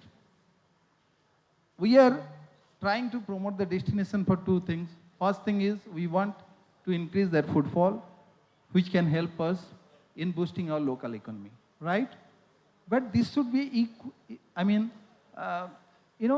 it should be based on certain factor. In the tribal area, out of my experience, I can tell it that, like the mass tourism will not hold good. And even the foreigner, they don't like it. They are coming to Odisha, they are looking for, some kind of experiences. They want to travel in small group. They want to utilize the small hotel. They are not looking for fancier things over there. They want to see how the, the tourism as an initiative is helping the local economy. These things really matter to them. And that is exactly the same thing what we as host is expecting out of the tourism. So it is a win-win situation for both the host and the traveler. So there is huge scope. As Mr. Talukdar said, perhaps 87% people globally, they are now looking for some kind of experience. Okay? So there is huge scope, there is huge opportunity. But here, I think, I don't know whether any government representative is present here, but many things we have to look forward to, because how to have a very healthy development in the tourism development in the rural areas, that we have to see. What are the guidelines we have to see? And it is just not confined to this travel area, because Ajay covered up this rural, the rural scenario of Odisha. For example, one gentleman sitting over there, he is a veteran in the water sports, okay? So we are selling experiences. We are inviting the people to have the experiences over here. So on our beach, for example, in Puri beach or Konark beach, we just cannot highlight our beaches, no? Like these are the nice hotels are here, you come here. We cannot sell this like Goa. The concept would be very different. But we have here the opportunity for the ecotourism, for the many water sports activities that we can do. And for this, we need to have a proper guidelines and things like this. Some government initiative and collaboration with the stakeholder perhaps can help us a lot. And that will be very good thing, both for the traveler as well as for the host. Thank you, Gagan. Being a hotelier myself, I really appreciate when you say that real experiential tourism cannot be confined within a hotel room. Unless you get out of the hotel room, you do not experience of the destination. Excellent. We have saved the best for the last. Our next speaker is Mr. Jasbir Hooda. He is my fellow HRAO member. This conclave is by Hotel and Restaurant Association of Odisha. Who better than a hotelier himself? Mr. Hura, I want a hotelier's perspective on experiential tourism, especially thrusting upon where you come from, the hidden gems of Western Odisha. Good afternoon, sir. Actually, right from the morning, we had been hearing about the word positioning. It is written right behind the board also. And we are also talking about experience tourism. What is this exactly this word positioning means? It is the perception. And that is the most important factor when we talk about the development of tourism in any part of the world. मैं अगर आपको Switzerland बोलूँगा तो आपके दिमाग में बर्फ आएगी, नेचर आएगा, लेक्स आएंगे. मैं अगर आपको गोवा बोलूँगा तो आपकी बीचेस की बात आएगी, नाइट लाइफ की बात आएगी, कैसीनोस की बात आएगी. वैसे जब हम उड़ीसा की बात करते हैं तो हमारे मन में क्या है? This message has to be made clear. अक्सर हम लोग देखते हैं, बात करते हैं हिडन जेम्स. मैं ये वर्ड जो हिडन जेम्स बहुत समझ नहीं पाता. Actually, we need gems to put in the crown and show what is Odisha to the world. मैं स्पेसिफिकली सर ने मुझे कहा है वेस्टर्न उड़ीसा के बारे बोलने के लिए, तो मैं वेस्टर्न उड़ीसा के बारे में आपको ज़्यादा कहना चाहूँगा. रिसेंटली नेशनल टूरिज्म पॉलिसी के अंदर में एक स्वदेश दर्शन स्कीम है. उसके अंदर भारत सरकार ने कुछ जगहों को प्रायोरिटी के रूप में डेवलप करने की बात की है. उसके अंदर में एक संबलपुर भी एक जगह है और जिस हिसाब से अभी प्रोग्रेस वहाँ पर चल रहा है, मेरा विश्वास है कि इसका ग्रोथ भी बहुत होगा. अब मैं जो बात कर रहा था एक्सपीरियंस टूरिज्म की, परसेप्शन की, तो ये परसेप्शन, ये जगह बहुत अच्छी है, खराब है, कहाँ से आता है? यह आता है लोगों के एक्सपीरियंस से, जब लोग वहाँ ट्रैवल करते हैं. मैं बहुत बड़ी बड़ी बातें दुनिया की नहीं करूँगा, लेकिन मैं आपको ये कहना चाहूँगा, सबसे पहले उड़ीसा के लोग तो उड़ीसा को जाने. आप लोग उड़ीसा के बारे में जानेंगे तो आप अपने मित्रों से कहेंगे, आपके मित्र उनके मित्रों से कहेंगे. आप लोगों में से कितने लोगों को मालूम है कि हीराकुद डैम, कितने लोगों ने देखा होगा? मुझे मालूम, दुनिया का सबसे बड़ा डैम. आज़ाद भारत के अंदर में 100 रुपए के नोट के पीछे में डैम की फोटो दी गई, इतना इंपॉर्टेंट उसको माना गया. ये डैम नहीं, एक समुंदर है. जब तक आप उसको नहीं देखेंगे आप विश्वास नहीं कर पाएंगे क्या चीज़ क्या है. और वो जो वेस्टर्न उड़ीसा जो है, वहाँ एक रिलीजियस टूरिज्म का बहुत बड़ा स्कोप है. करीब 100 करोड़ रुपए से ज़्यादा खर्चा हुआ है समलेश्वरी मंदिर का डेवलप करने के लिए. आज संबलपुर में कोई भी आदमी जब आता है तो देख करके आश्चर्यचकित रह जाता है, क्या इतना डेवलपमेंट हो सकता था क्या? आप लोगों को, कितने लोगों को मालूम है कि हीराकुद डैम के अंदर में एक रोपवे है, स्पीड बोट्स हैं, ट्रोलर्स हैं, वहाँ पर एक इको रिट्रीट सिस्टम पे, इको रिट्रीट 3 महीने के लिए होता है, बोटिंग फैसिलिटीज़ हैं, वाटर स्पोर्ट्स का बहुत वहाँ पर फैसिलिटीज़ है. वहाँ एक डेब्रीगढ़ एक गेस्ट हाउस के रूप में है, जहाँ अभी इको टूरिज्म की बात हो रही है, ट्रैकिंग की बात हो रही है, उसको और डेवलप करने की बात हो रही है. चारों तरफ वहाँ झरने हैं, फाउंटेन्स हैं, फॉरेस्ट हैं. ऐसी कोई चीज़ नहीं है जो उस एरिया के अंदर में नहीं है. दुनिया का इकलौता लीनिंग टेम्पल संबलपुर के अंदर में है. और आश्चर्य की बात है, इतनी चीज़ें होने के बाद भी हम लोगों को, खुद उड़ीसा में रहते हुए भी हम लोग को इसके बारे में मालूम नहीं है. नरसिंहनाथ जैसी जगह है, हरिशंकर जैसी जगह है, सुंदरगढ़ के अंदर में एक पूरा पहाड़ों के अंदर में एक वाटर फाउंटेन है, बुद्धा स्क्रिप्ट है. तो वेस्टर्न उड़ीसा एक पूरा फुल एक पैकेज है. और विशेष करके सरकार आज जिस तरह से हीराकुद डैम को डेवलप कर रही है, जिस तरह गवर्नमेंट की स्कीम्स बहुत आ रही हैं, ये फ्यूचर में एक बहुत बड़ा टूरिज्म का हब हो सकता है. क्योंकि वहाँ पर टूरिस्ट के लिए, इंटरेस्ट के लिए सारी चीज़ें, पास में एक एयरपोर्ट भी है, भुवनेश्वर से संबलपुर की कनेक्टिविटी 4 घंटे की है, आसपास में रांची, रायपुर, भुवनेश्वर एक ट्रायंगल है. सारी चीज़ें हैं वेस्टर्न उड़ीसा के अंदर में डेवलपमेंट के लिए. खाली जरूरत है एफर्ट्स की. और एफर्ट्स कब आया? मैं आपको फिर बोलता हूं, हमारा मेन सब्जेक्ट क्या था? Experience tourism and perception. तो मैं आप लोगों से अनुरोध करूंगा, इस 2 वर्ड को आप ध्यान रखिए। आप पहले उड़ीसा को खुद विजिट कीजिए, इसका एक्सपीरियंस लीजिए, अपने दोस्तों के साथ शेयर कीजिए, और धीरे धीरे यह एक मूवमेंट हो जाएगा। और ये जो चीज़ हम इतने सालों से नहीं कर पाए, शायद हम ज़्यादा स्पीड से कर सकेंगे। मैं इसके लिए बहुत बहुत धन्यवाद देता हूं कि मुझे वेस्टर्न उड़ीसा के ऊपर में बोलने का एक मौका मिला। थोड़ी देर पहले बात हो रही थी, अपने 2 दिन के बाद में जगन्नाथ हम लोग का रथ यात्रा की बात हो रही थी। मैं आप सब लोगों को इनवाइट करता हूं, अभी अभी शीतल षष्ठी गया है, आप लोगों ने टीवी में देखा होगा। अगली बार जब बरगढ़ में धनु यात्रा होता है तो उसको भी आप देखिए। संबलपुर में और एक चीज़ है जो मैं आपके साथ शेयर करना चाहूँगा, संबलपुरी कपड़े पूरी दुनिया में फेमस है। तो मुझे ऐसा लगता है कि वेस्टर्न उड़ीसा में ऐसी बहुत सी चीज़ें हैं जिसका जो सेंटर पॉइंट संबलपुर हो सकता है, और वहाँ से एक बहुत बढ़िया सर्किट डेवलप हो सकता है, नरसिंहनाथ को लेकर के, फॉरेस्ट को लेकर के, टेम्पल टूरिज्म को लेकर के, सारी चीज़ें लेकर के हो सकता है। ये फर्स्ट सेशन में भी मैंने ये बातें कही थी। और अगर हमको उड़ीसा को अगर एक लंबे डेस्टिनेशन के रूप में लेना है तो इसको अपने बहुत प्रैक्टिकल अप्रोच लेना पड़ेगा। ये सब अपने बातें सुनते आ रहे हैं काफ़ी समय से। भगवान जगन्नाथ जी के कारण आसपास काफ़ी डेवलपमेंट हुआ है, और भी होगा। इधर होटल्स भी बढ़ रहे हैं। वेस्टर्न उड़ीसा के अंदर में भी अब सरकार का बहुत ध्यान है। यहाँ गवर्नमेंट के जो भी सवेरे मेरी बात हो रही थी, उन्होंने कहा वो कहना नहीं चाहते हैं, आपको 3 महीने के अंदर हम वेस्टर्न उड़ीसा में डेवलपमेंट क्या कर रहे हैं आपको बताएंगे।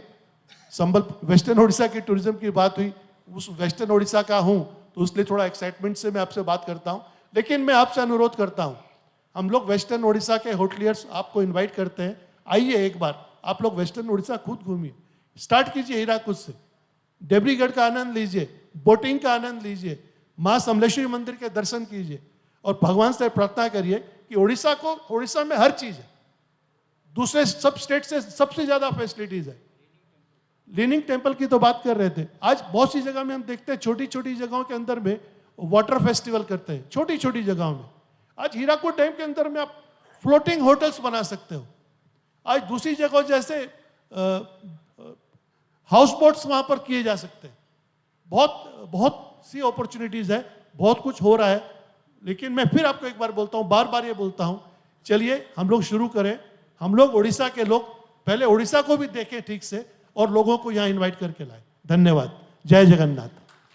Thank you, Mr. Hura. Excellent.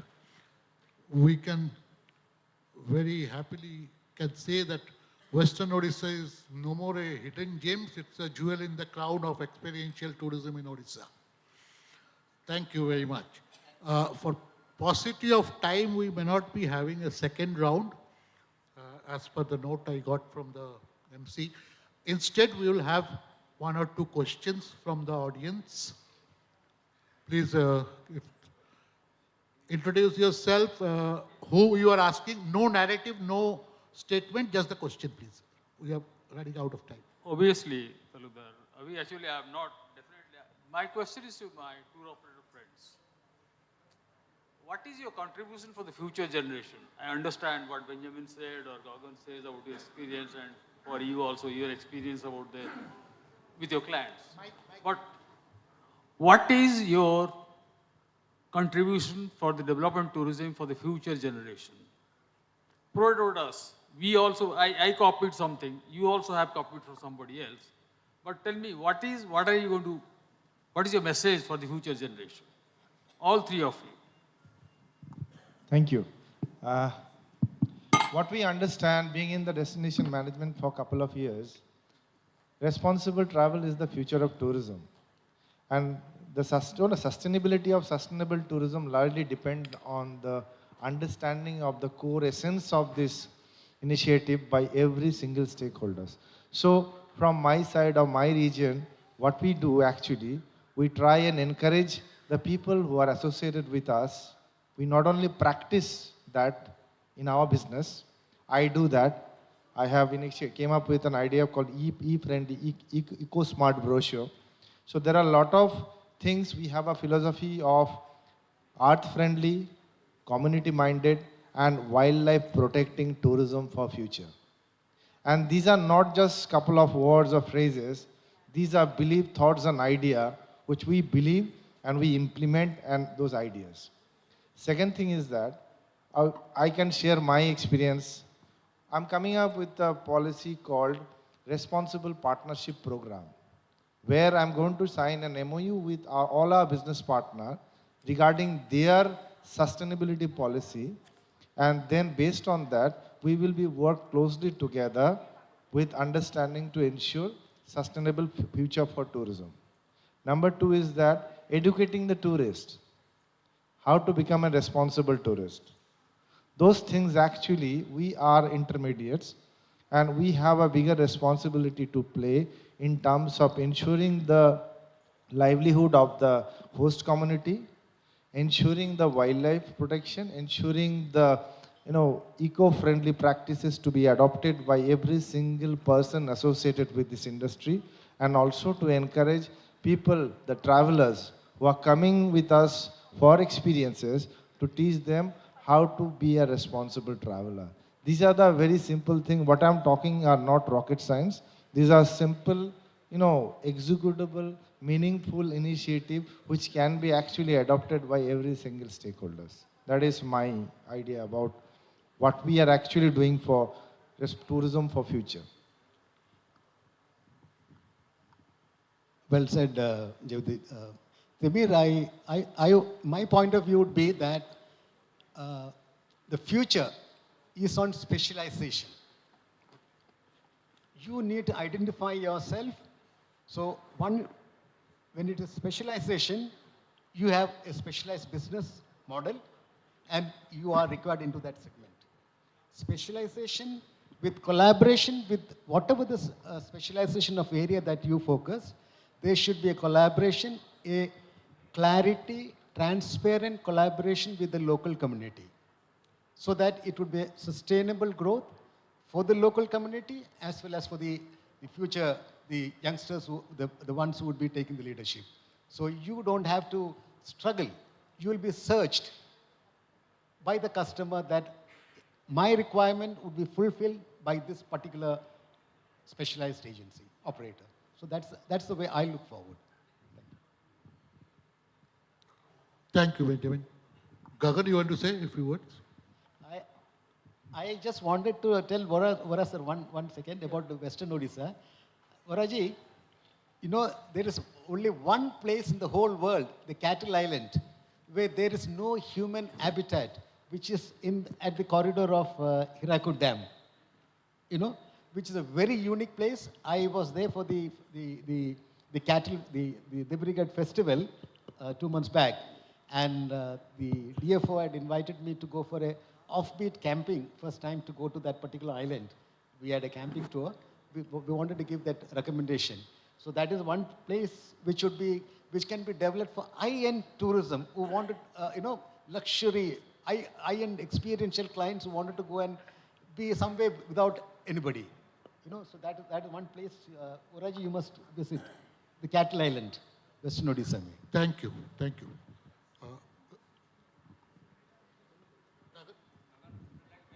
Maybe just from my side, I would like to add one point. No? Like what Timir Bhai just asked me about what is our contribution for the future generation. I think it would be we should try our best to create some opportunity for the people in the rural area. Without that, I think we are not doing any justice. We have to create the opportunity for everybody to have there should be equitable distribution of the benefit that we are expecting from tourism. Without that, I think this would not be nice. So let's try the opportunity and create the opportunity for everyone. Thank you, Gagan. Timir, great question. One question, 3 panelists answering you. Great question. Great question you asked. That's what I am saying.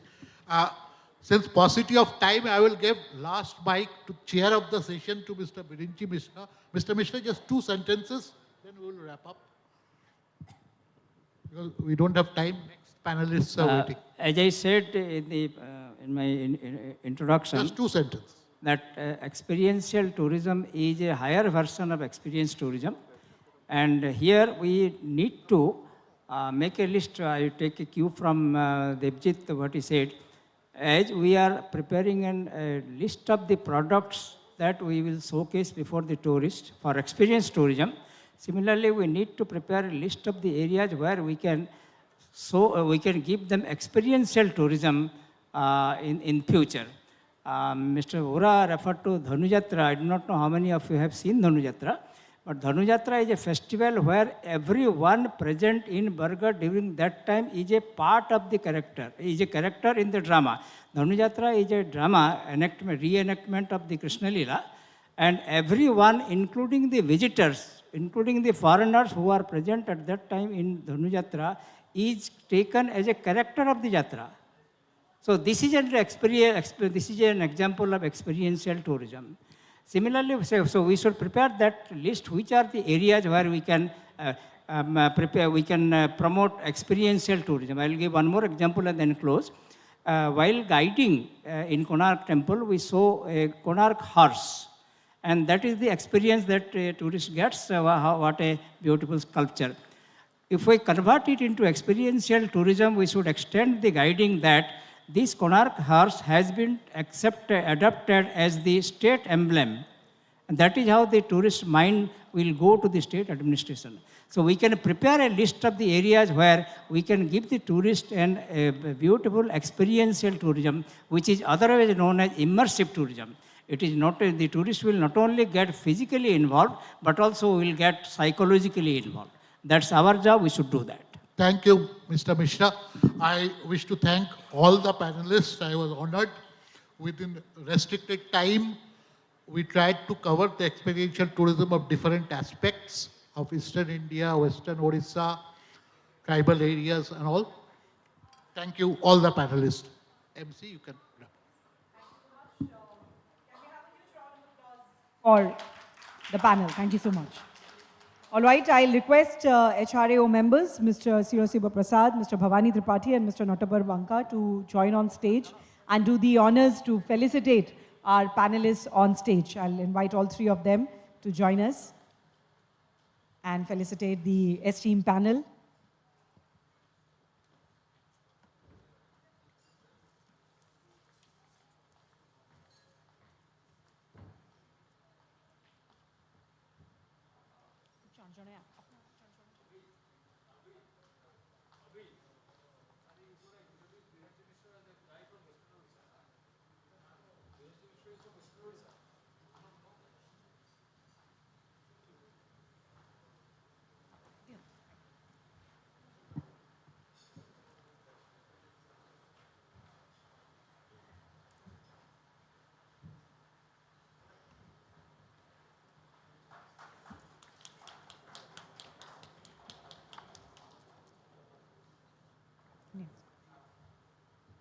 Our session chair, Mr. Viranshi Mishra.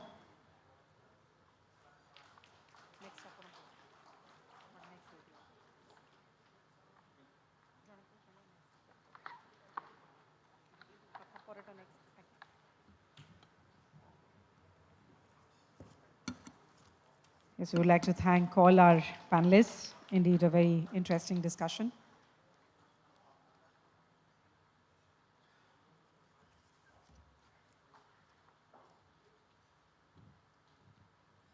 Mr. Benjamin Simon.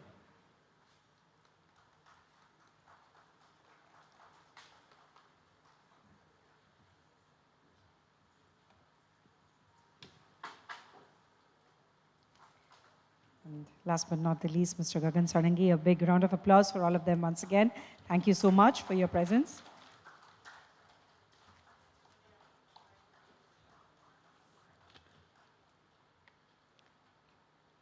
We'll request everybody to please step forward for a group photograph, and then, of course, we'll move to our next sessions.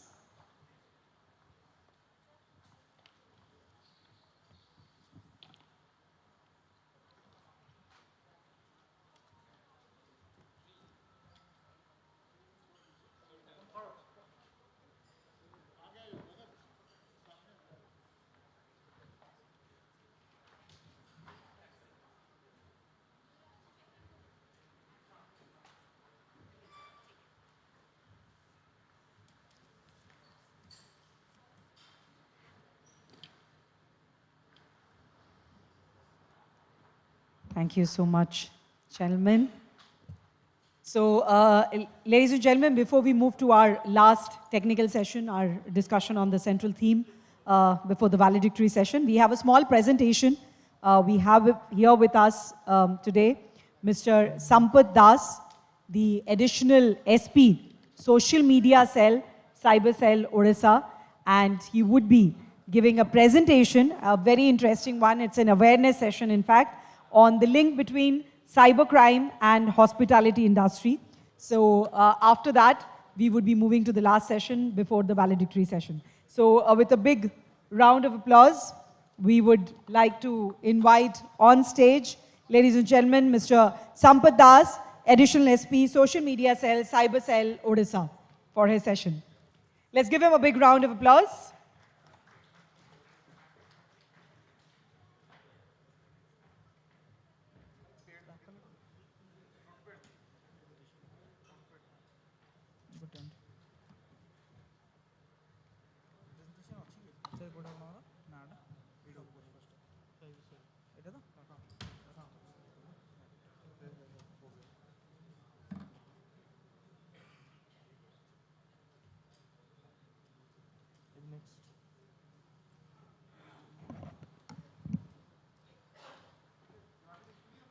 Good evening, ladies and gentlemen. So, this is a last moment re schedule hela this jo presentation da because gote bahut bada challenge ame face karuchu all the hotel industry in Odisha, not in Odisha, all over India. So, before I start my presentation, hello, yes. Before I start my presentation, gote video clip achi. We'll start with that.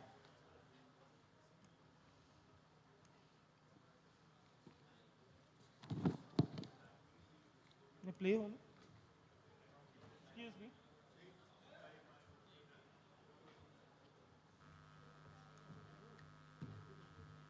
Play होने दीजिए. Play ये नहीं हो रहा है. नहीं, but the voice is sound.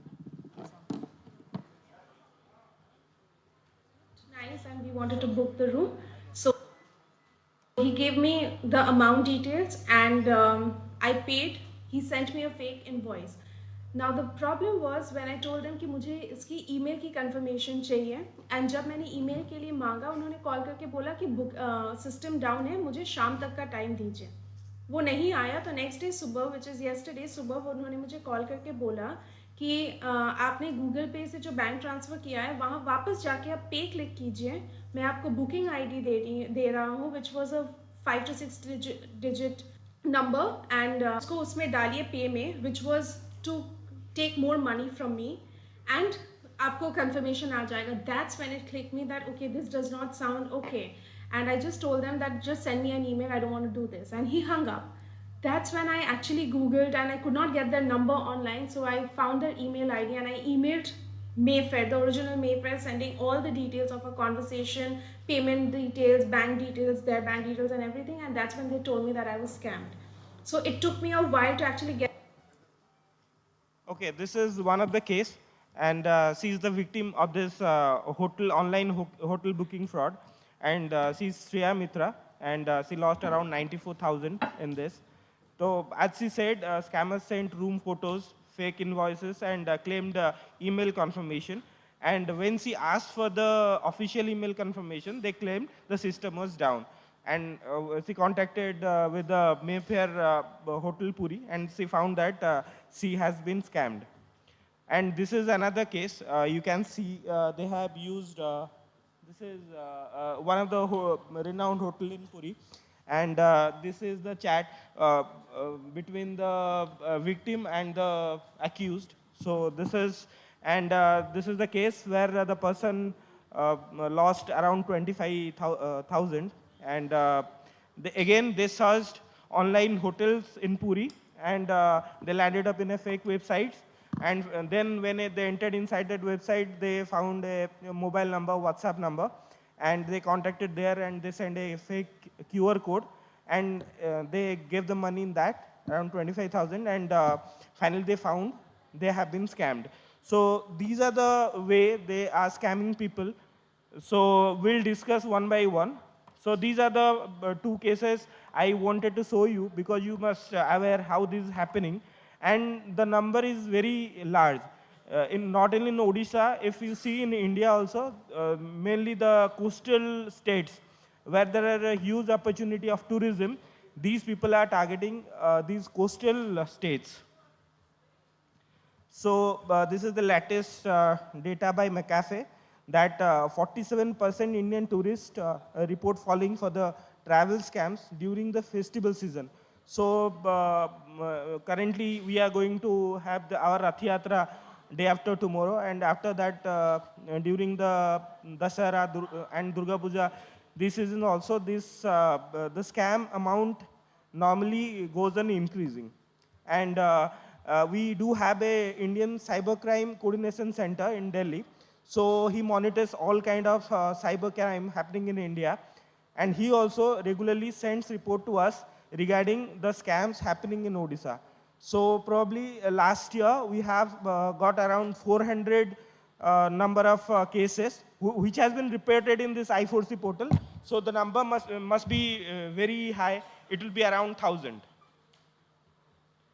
So what is, as I said, this is a fraud where scammers tricks people into paying for non-existent and misrepresented or overpriced hotel room through fake websites, fake listing, or phishing tactics. So this is the when people search in the Google link cheap hotels in Puri or normal hotels in Puri.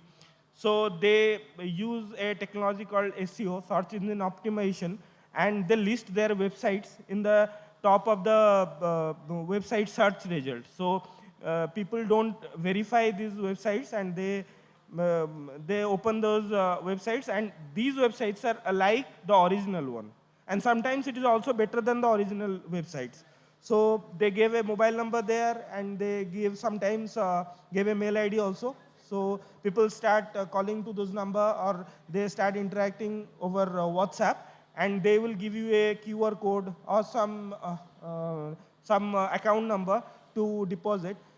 And people will give their money in that account number or QR code. And finally, after 1 or 2 days or after 1 to 2 hours, they'll find like they will not reply them. They will say something like this hotel, the room has been already cancelled or something. They will tell. And if the booking original amount will be 5,000 or 10,000, but finally the person will be giving around 50 or 90,000, and they will be scammed like this. This is the normal process how those people they scam tourists. So the first step towards this online scam is the fake websites. So this is one of the picture of one of the fake websites. When you open, you search for Puri Hotel, and it appears like this. So where the people will search for the rooms and all those things, and the numbers are given in these websites also. Sometimes also without searching, if you are searching in the websites or something like today there is a AI technology is very much being used in all these searching websites. So when you are trying to search a hotel room, or you are trying to find a good deal, then they will send a phishing link to your mail address. So when you see these phishing mails, they will write like you will get a room in 2,000 or 2,500. So you want to quickly book that hotel by clicking on that phishing link. So once you click that phishing link, again you will be scammed, and you will lose your money from your credit card or from bank accounts. So already I have discussed how to find this. First is the dubious payment methods, because when there is a proper hotel websites, they will not give any personal mobile number or personal bank account for deposit. So what these fake websites do, they normally give some of the QR code of some person or account number of some random person. So that is the first point. How you can find that is this is a fraud, and another is a non-existent steal. No, they will give you 50% discount. Sometimes they will give you 30% discount or one night free with if you are booking for 2 nights. So these are kind of a non-existence deal they will give you. So I have given you, there are 2 websites. One gote hotel Pulin rachi. One is the fake one and one is the original one. The right hand side is the original one and left hand is the fake one. So how it's going to impact your hotel? So apna bhi janchandi direct financial losses haba, tapre reputational damage of your hotel and operational headache bhi rahibo apan manakara. So the most of the complaints in Odisha we receive basically around Puri. Puri ro jete hotel tha achi se bisare hi basically amane basic complaint receive koruju. And the fact is that is a very religious place. Au jehetu beach achi seta gote tourist attraction bhi achi. So cyber criminals target travelers with fake websites and phishing tricks.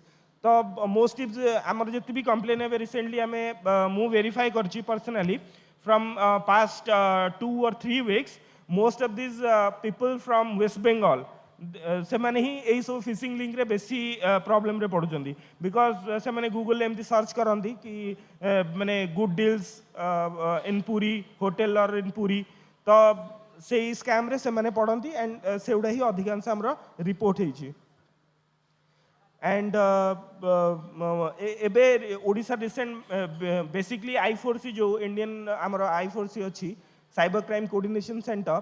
He has reported like Maharashtra, Tamil Nadu, Odisha, and these are the states jothre adhika ki ei hotel booking scams hochi. So this is the process, as I told you. So they will create a fake hotel websites, then Google search hijack, tapare unbelievable discounts, and creating a false urgency. So they will tell like ki apan jetale message koruchanti ki I want a deal, I want to book this room. They will make you कि you just book it within 2 minutes or 3 minutes. माने सेମାନଙ୍କୁ आपनको एते भी जल्दी कहिबे करिया पई because in between you will give your pin, OTP, everything to them. So जदी actual amount 5,000 दबार अछि you will land up giving them 50,000 or 80,000. तो सेमाने बहुत जल्दी करथांदी माने they will call you, they will message you, they will text you. तो सेटा ही सेमती करिकि सेमाने fraud करंती. So this is user interaction, fake payment gateway, and financial loss.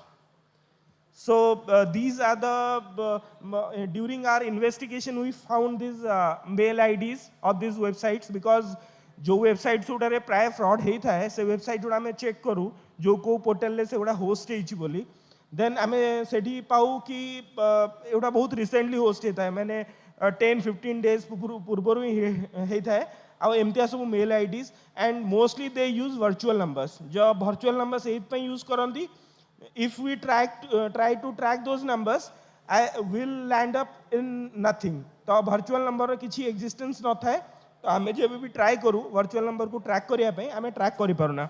अब mail ID रे भी सही virtual number उड़ा की tag ही था है. तो these are the पूरी hotel ले हमें जैसे बड़े search करूँ कि को मोबाइल नंबर एसोसिएटेड अच्छी सो एड्रेस हमको ए जगह ही मिलला तो दिल्ली रो गोटे नंबर यूज कराई जी एंड से नंबर यूज करके फ्रॉड कराई जी तो दिस माने बेसिकली जो क्राइम गुड़ा को ओडिशा रे होउची the criminals either they are sitting inside माने different parts of our country like mostly Delhi अपने राजस्थान गुजरात ए सब पार्ट रे पाइबे and some of this scams are operating from outside India also like Cambodia like UAE सेठी भी लोक बसिकी स्कैम्स करूचंदी माने एठू हमर फेक सिम इशू है कि सेठी की जाउची and from here they are generating OTPs and they are doing all this scams तो ए चेन टा गोटे बहुत ही ऑर्गेनाइज्ड वे अच्छी अराउंड माने 1 lakh Indians technical people they are engaged in this scam तो they have a corporate office and they have everything ए जो scam गुड़ा करचंदे माने तो आमे we are trying last 2 years है जेते भी आमे ट्राई करूछु एटा को how to eradicate this problem but धीरे धीरे number of scams and number of money involved is increasing day by day, month by month. So we are planning to establish a WhatsApp group. जो थे कि आम जो reputed hoteliers अच्छा mobile number the technical person who is handling all this तो तांको number रखिबू तो आमर साइबर टीम अच्छी in all the districts as well as in crime branch तो आमे will try to find out this hotels तार जो फेक होटेल्स अच्छी actually the challenge is that आमे जो होटेल गुड़ा पाऊँ खोजिकी से होटेलटा ओरिजिनल कि फेक आमे भी कन्फ्यूज रोचु जदि से कंसर्न होटेलियर हमको कन्फर्म करदे नाइन this is our original one और this is a fake one तो आमे ताकू टेक डाउन करबा रिमूव करने we can take legal actions तो बेसिकली आम पाखे यही स्टेप्स अच्छी कि आमे किसी लीगल एक्शन नहीं कि ये जो वेबसाइट्स गुड़ा अच्छी सेटा आम हटे दे पारिबा जदि आपण किसी फ्रॉडुलेंट लगुच कि आपण पाखे कि गोटे कंप्लेनेंट आसची गोटे कि मोर हो जाइए आपण पाखे रिपोर्ट रेगुलरली आसुथबो तो आपण सही टाइम रे तांको कहि परिबे आमको जणै परिबे कि we received a complaint and the complainant is saying this is a fake website of that fraud the caller तो आम से टाइम रे सेटा को आम रिपोर्ट करके will take appropriate step for taking down that website तापरे दीज आर द आम ऑलरेडी टेक डाउन कर सारी जो वेबसाइट गुड़ा आप देखिपारे लेफ्ट रे 8-9टा अच्छी पांथनिवास आम तो अराउंड 8-10 वेबसाइट्स पाइलु जोड़ा फेक वेबसाइट्स होती आम टेक डाउन करूँ ता छड़ा आप देखिए जी भी लीडिंग होटेल्स अच्छी होटेल्स पुरी तापरे आपणकर मेफेयर हेरिटेज तापरे होटेल्स पांथनिवास बहुत गुड़े आप पाइबे ता छड़ा एबे रिसेंट आम फाइंडिंग एबे काली और परदिन भितर बिकज रथ यात्रा अच्छी तो से मैंने आहु बहुत गुड़े नुआ नुआ वेबसाइट्स भी बन so this is Victoria Puri hotel तारे विक्टोरिया क्लब तापरे मेफेयर होटल रिजॉर्ट तापरे नीलाद्री भक्त निवास तापरे होटेल पुलिन तो एमती हंस कोकोपाम एमती बहुत गुड़े वेबसाइट होती आम बर्तमान एगुड़ा टेक डाउन पे भी रिक्वेस्ट देचु तो इट्स ए कंटिन्यूअस प्रोसेस एमती ना कि गोटे थर टेक डाउन हो गला परे से माने पुनी सरफेस हेबेनी बोली तो एवरी डे वी शुड माने we are doing a cyber patrolling so we need all your help कि आपण भी हेल्प करंतु to identify this websites so immediate आम जो माने एक्शन नहीं कि सेटा टेक डाउन कर पारिबा बा रिमूव कर दे पारिबा माने सर्च इंजिन रु then we can reduce this crime because जदि से लिस्टिंग रे आसबनी तो पीपल माने लोक मैंने से जाकि आउ बेसी फ्रॉड रे पड़े तो प्रोएक्टिव सिक्योरिटी मेजर्स तापरे तापरे claim and secure your hotels online presence across all the platforms तो आम मुझे लास्ट को देखेबी आम गोटे एडवाइजरी भी देचु तो if you think like that is beneficial you can put it in hotel lobby और ए रेस्टोरेंट जदि होटेल कौटी आप पारे तो पीपल विल अवेयर अबाउट कि हाँ एमतिया स्कैम्स होची सो से नियर्स एंड डियर मानू कहींपर कि नहीं this kind of scams is happening online hotel fraud तो से मैंने गोटे जेन्युइन वेबसाइट रू जाकि एटलिस्ट बुक करें या फिर आपणकर जो थर्ड पार्टी ऐप गुड़ाक अच्छी जमी गोआ बिभ है मेक माई ट्रिप है तो से नॉर्मली वेरीफाई करके होटेल वेबसाइट गुड़ा लिस्टिंग करे था तो if someone is booking from those applications so that means it is secured तो you can promote those as well directly आप गूगल सर्च रे न जाइकी you can use any third party app to book the hotels और आपणकर official website रे भी दे पारिबे कि this is our official website apart from that आपन जदि साइबर क्राइम कार हो जाउची जो आपन ऑफिशियल पोर्टल रे गोटे कॉर्नर रे आपन दे पारिबे if you want to report if you have already faced a cyber crime relating to hotel or something you can call on this number 1930 जोड़ा हमरो cyber crime रा पोर्टल अछि तो इमीडिएट एक्शन पे बिकॉज आम जो गोटे फ्रीज करूँ जो गोटे इनसीडेंट हो जाऊँगी we have some time with us जो आम जो फ्रीज कर देचु वी कैन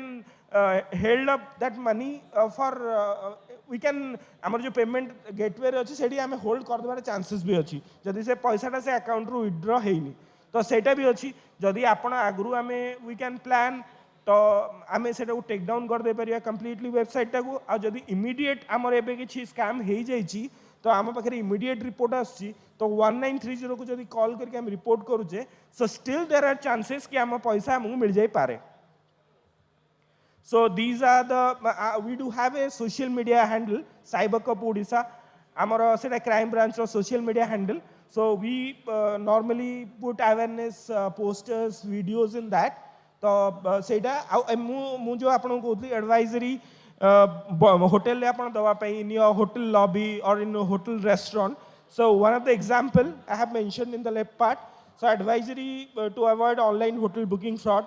एमती यू कैन गोटे गोटे आप बैनर बा पोस्टर से लगे पारे या फिर you can put this on your online websites also so that जी भी आपणकर माने लोकों भीतर अवेयरनेस हेले they will be very cautious and ई फ्रॉडटा आमर कम पारिबो. So thank you.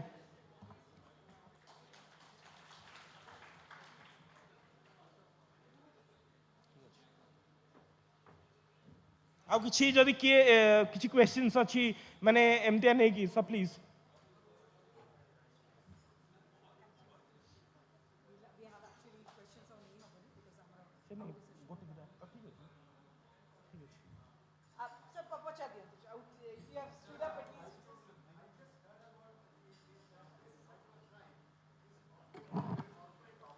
हाँ हाँ it's really very alarming. And the administration can't be cracked down. Then the challenge is the offices are not in India or in Odisha. They are operating from Cambodia. But still, the international... Still, you know that sir, police is a state subject or international litigation. मैंने sir cyber frauds they know how to operate. मैंने जो भी हमारा challenges और loopholes अच्छी हमारा crime criminal management रा they target that and हमारा international bodies discussion चली तो Interpol involved भी अच्छी तो we are trying to मैंने settle it out but मैंने timing एटा challenge अच्छी तो we can address it. Thank you. Thank you, sir. Hello. We would like to, I'm sorry, ticket just this a little, maybe we can take it off the dais because, No problem. yeah, I'm so sorry, but we are a little, the Governor, His Excellency would be expected, so we have to complete. I'll request HRAO member, Mr. Milind Kumar Sahu, to please join on stage, and we would like to felicitate for this wonderful presentation. Let's give a big round of applause. I'm sure it was very informative and a lot of new things that we all learned from this. I'm sorry, we have a time paucity and the last session before we move towards the valedictory session.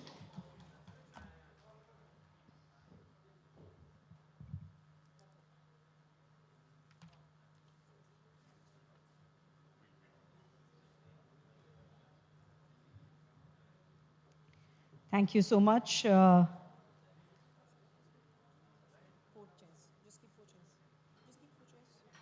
We'll just set the session for the next one. And this is, ladies and gentlemen, the last session before the valedictory session. We are expecting His Excellency, Honorable Governor of Odisha to arrive for the valedictory ceremony. So we'll request all your presence for that. And we would need some time to set the stage for that time. So as soon as we complete this session, we'll take some time to set the stage and then move towards the valedictory ceremony. But we'll request everybody to be seated in the hall by 6:25 at that point of time. All right, ladies and gentlemen, our next session, very pertinent, before the valedictory session, a discussion on the vision of Odisha tourism, the way forward through the lens of Viksit Odisha 2036 and Viksit Bharat 2047.